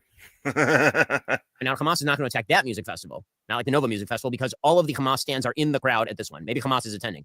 They found some... God, this is so tired. I'm so fucking over this fucking slanderous smear job. Fucking anybody who supports Palestinian liberation in the face of Israeli oppression and the genocide that is still continuing in Gaza. Like, the dishonesty, it's just, I'm so fucking over it, dude. Some of their favorite bands. This was broadcast in living color on the BBC.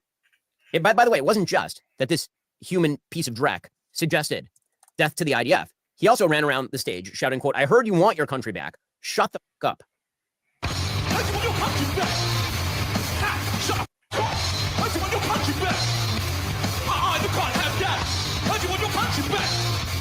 God, I wish I was there. It looks fucking popping, dude. Okay, that's what he said on the stage there. So first of all, great ad for Nigel Farage's Reform Party, which says, get all of these people out of our country. Great ad for them. But this is indicative of a rise in not only, it's all the things. It is hatred for the West. It is hatred for the civilization that has granted them all of their power, all of their economic might, all of their privileges, all of their free speech. Right? And that, of course, is combined with the reason why they hate Israel. They don't hate Israel just because it's filled with Jews. Of course, that's one reason. They also hate Israel because Israel, they believe, is an extension of the quote-unquote colonialist West. That is the real reason they hate Israel. So, again, disgusting and vile, but indicative of a new left-wing base that exists across the political boundaries that separate so many of our countries, but unites the left-wing base. Well, that's all for now. Yeah, I mean, that's the thing, Ben. It is so disgusting and vile how anybody can be opposed to the settler colonial project that is Israel and their starvation of and mass wholesale slaughter of the Palestinian people at the hands of the IDF for the past several decades.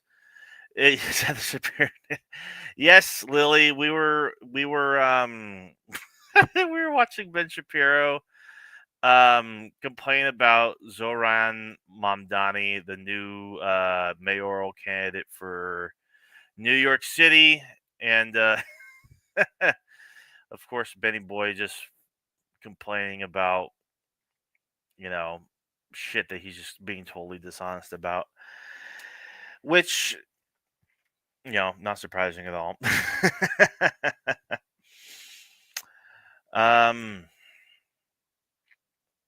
Let's see. What else we got? I don't really want to watch any more right-wing coverage of Mamdani, but I guess I don't even know if I have enough time. It is getting late. I did want to watch the rest of Deter McBusiness video that I never got to finish. But I need to go grab my laundry, and I guess we'll watch a little bit of it for now. Lit. Yeah, let's do it. Let's go.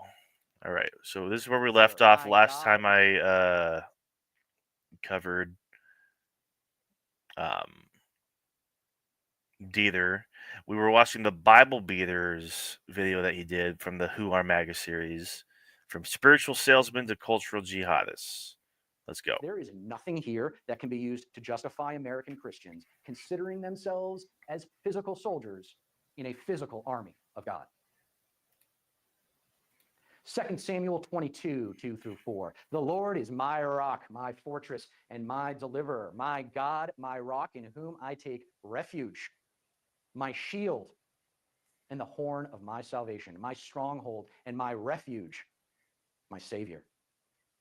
You save me from violence. I call upon the Lord who is worthy to be praised, and I am saved from my enemies. My final Old Testament citation could not be more obvious in its message of defense, not offense.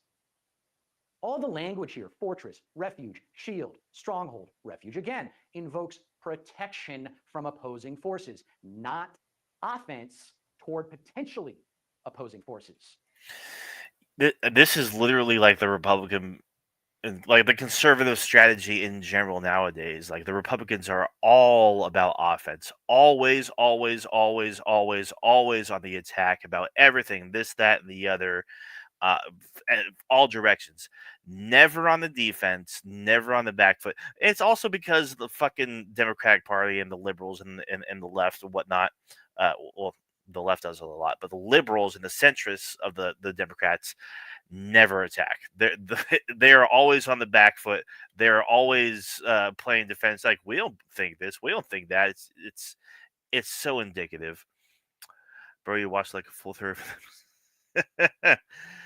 Proud of you. This is where I left off, and I like how YouTube is able to just like keep your place like on any given video. So that way you're just able to like just pick up right where you left off. It's really cool. Perhaps more importantly, unlike the previous two citations, there is no reference to an army or soldiers. There is nothing more than a message that inspires readers to believe God will protect them. Deter will be back on the show Wednesday, by the way. I might stream tomorrow. I might do like a special stream tomorrow where I cover my old Glenn Greenwald conversation. If anybody wants to join for that, I might do a little bit of advertising for it. It might even be too soon for that. It also depends on how I feel tomorrow. But Wednesday for sure, me and Deter will be doing an episode of Left Coast. More is that the text implicitly suggests followers of Yahweh should let God do the fighting for them. From violent people you save me. I called to the Lord who is worthy of praise and have been saved from my enemies.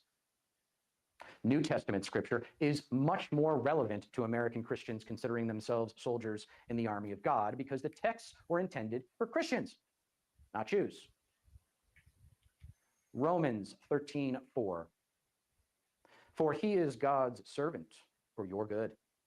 But if you do wrong, be afraid, for he does not bear the sword in vain, for he is the servant of God, an avenger who carries out God's wrath on the wrongdoer. Some Boondock Saints type Paul shit. wrote his letter to the Romans while traveling through Greece. And if you look at the translation, you'll find that he actually means deacon. And avenger actually means executor of the law. I speculate what Paul was actually writing about here was that new believers should listen to established believers and preferably those that have earned some status with Paul so that their understanding of God's word can be made easier.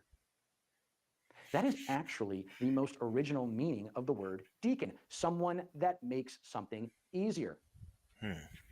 After hours of research and preparation for this episode, I can tell you with confidence that there is literally one and only one citation of scripture that comes close to suggesting that Christians should think of themselves as soldiers in his army, because it actually uses the word for soldier. And I'm going to include the two verses prior so that you can better see the context-based interpretation of the scripture. 2 Timothy 2:1-4. You then, my son, be strong in the grace that is in Christ Jesus, and the things you have heard me say in the presence of many witnesses, entrust to reliable people who will also be qualified to teach others.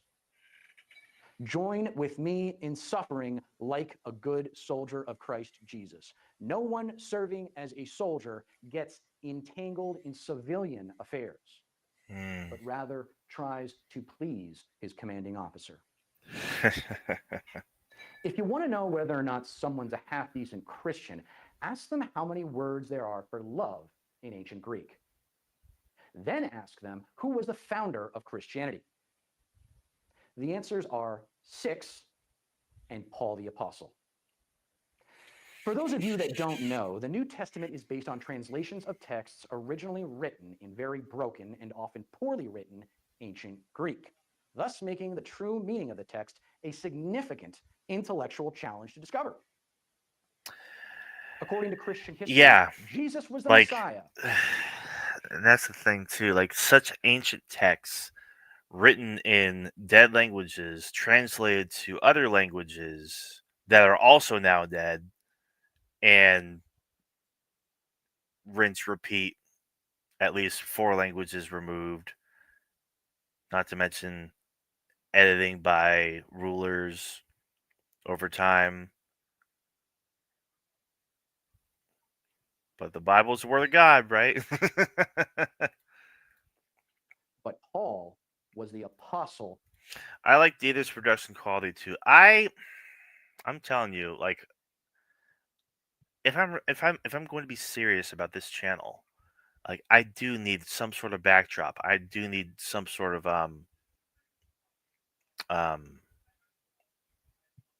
like some sort of cover or something like that. Like something just set up behind me, like a little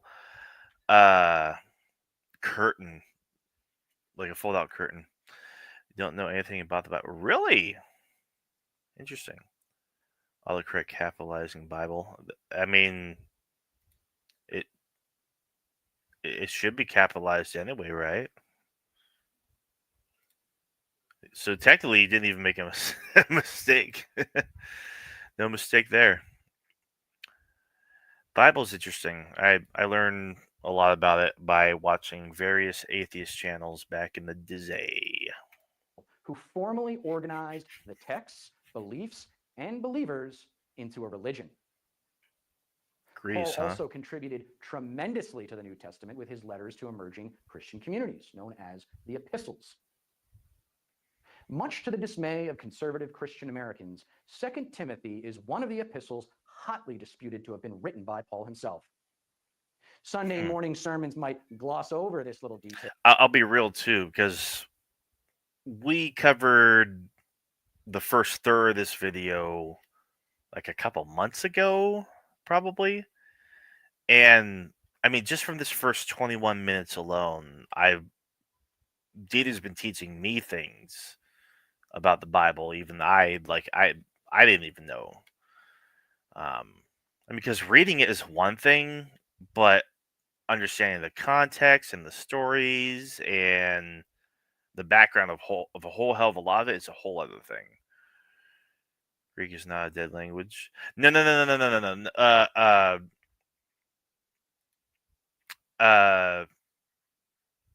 What did he say? Did he say ancient Greek? I don't feel like going backwards. But Latin is definitely one like that's considered a dead language. But according to the academic research I've done, very few scholars who have actually done the tedious work of sourcing biblical texts consider 2 Timothy to have been written by Paul himself. It's not even also it's not so much about Greek being a dead language or not. It's about it is a lot harder. I mean, it's hard in general, but like especially with specific languages, to translate texts from that language when your own language, like say English, doesn't even have words for certain words that you're trying to translate. Like it doesn't have enough words to properly actually translate what's being said from the language that you're translating from. That's a whole other thing too. Instead, religious scholars and educated and enlightened Christian leaders acknowledge that like a good example is Spanish. You know, there's what the hell is it?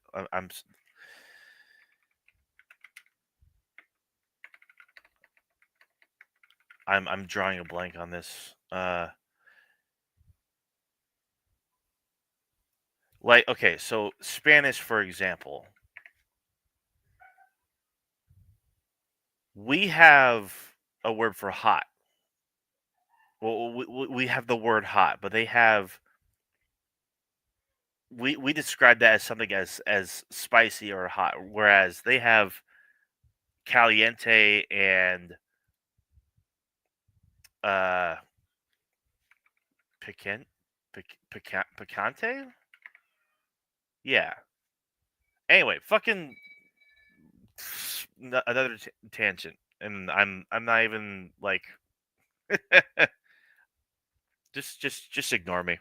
2 Timothy and a handful of other epistles were likely written by students. It's capitalized if you respect the law. You speak in my language. Hey, you you got it. You make a good point. That's the point I would make. It's like when the Bible capitalizes he or him for reference to God or Jesus. It's just like I'm not gonna do that. I don't respect it that much. Or at least followers of Paul soon after Paul's death in 64 CE, to have been written by Paul himself.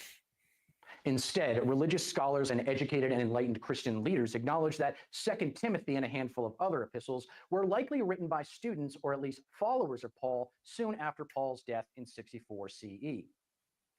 64 CE is a very important year in Christian history because the Great Fire of Rome took place in July of that year, and the Emperor Nero blamed the Christians for the catastrophe, thus beginning the first formal persecution of the Christians by the Roman government.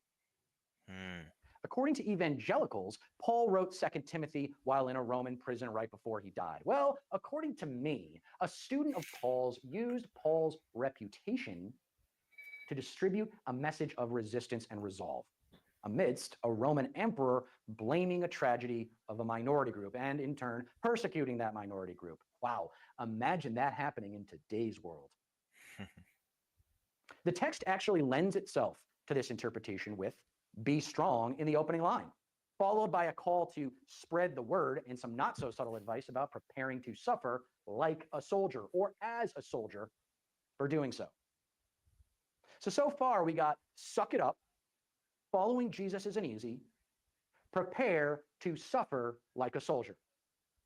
No one serving as a soldier gets... Famous Spanish poet preferred to write in English because there were more words to describe things. Well, no, yeah.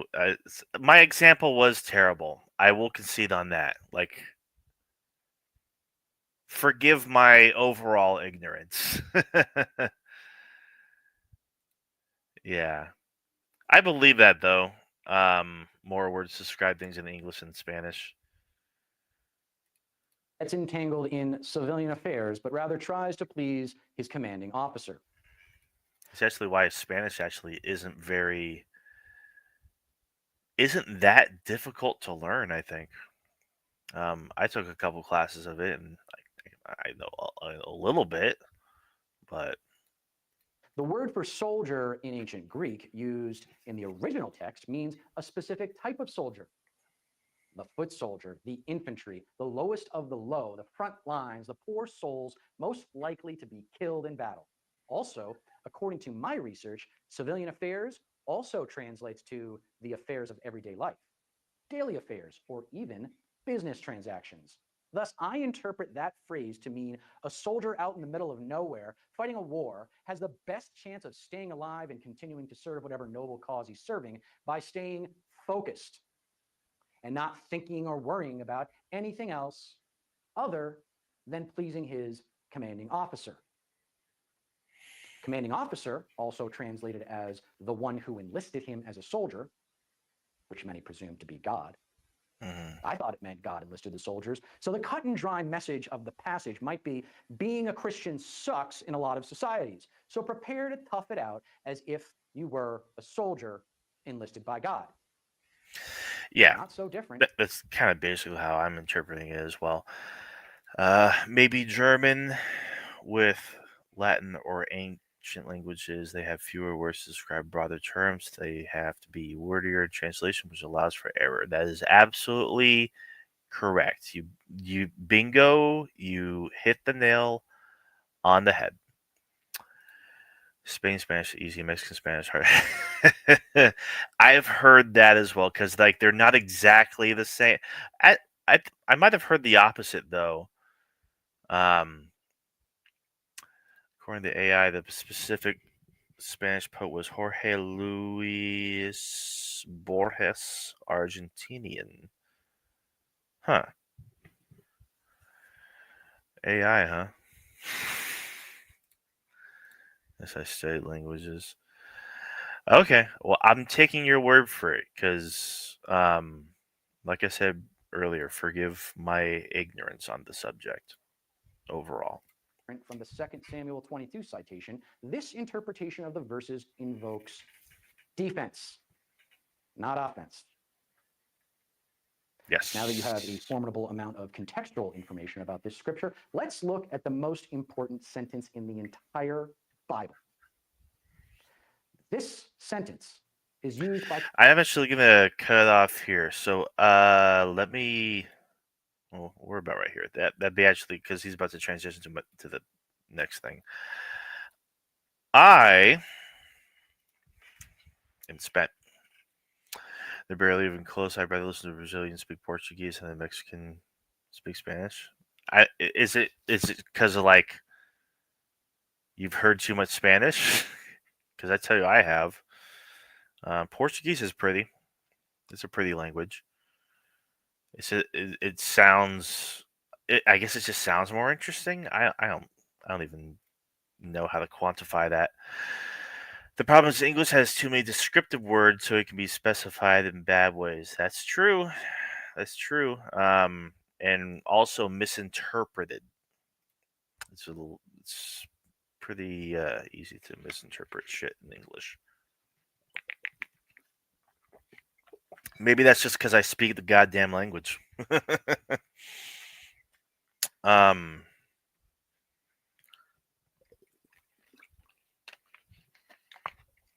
That's about it for me though. I'm tired. It's past 10.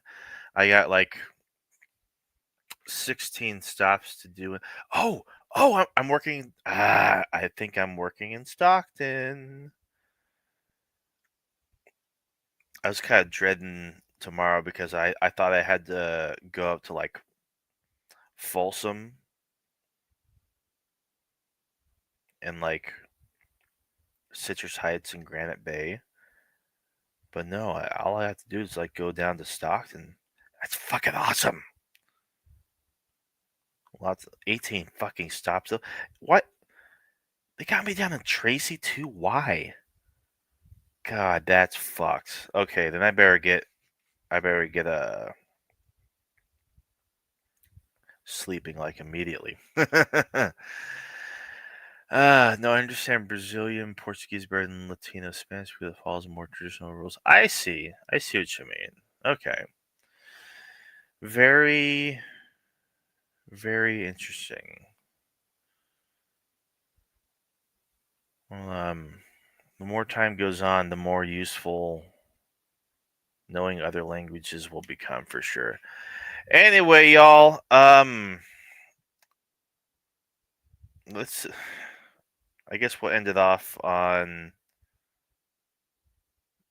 the meme that Megan sent me. I'll put this on my story actually. It's great.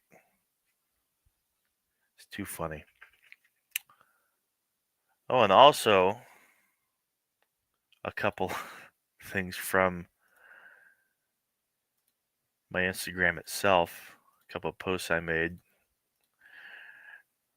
referencing mostly like the big beautiful bill, whatever the fuck. It's always remarkably frustrating when Trump and company address giant issues. It's always regarded as protecting our Constitution or our democracy, when what they advocate for is often the polar opposite. They weaponize the language of the opposition because they expect it to be used in response. And this is also in reference to the Supreme Court, which we didn't really touch on this episode, but we probably will on Wednesday with Deter. Accountability shall evade us even quicker now. And there, if you guys want to go to my Instagram, there's a whole celebration of MAMDANI and a whole bunch of fucking coping tweets and whatnot. And also, I'm back on Twitter, StatPatLC, Stateless Patriot, the Left Coast. Go ahead and follow me there if you guys want. I'm not your dad. Let's see here. I have no idea why my... Okay, let's refresh. Maybe they'll show up now. Here we go. Oh, yeah. God, some horrible shit. Here we go.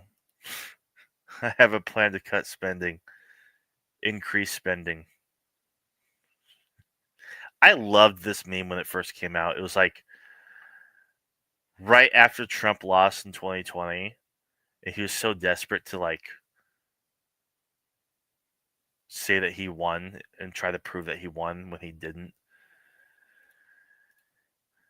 I absolutely hate how maybe we should let Trump win. Maybe we should have let Trump win back in 2020. We wouldn't be in the position we're currently in, because he would have a lot of the same people and the same structures in place that kind of kept them a lot more in check. It's just all fucked right now. It's just all fucked.